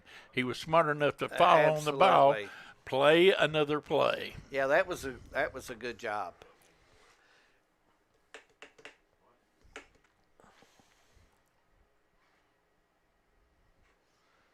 So Goins.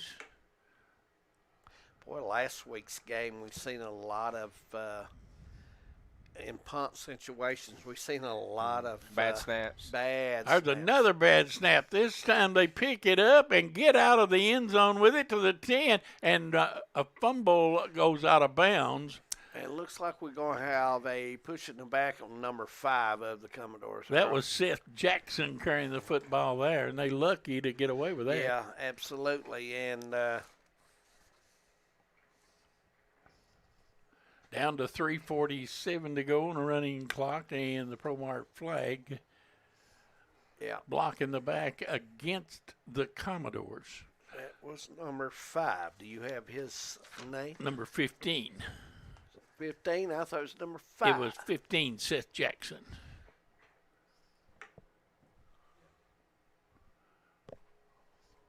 Yep.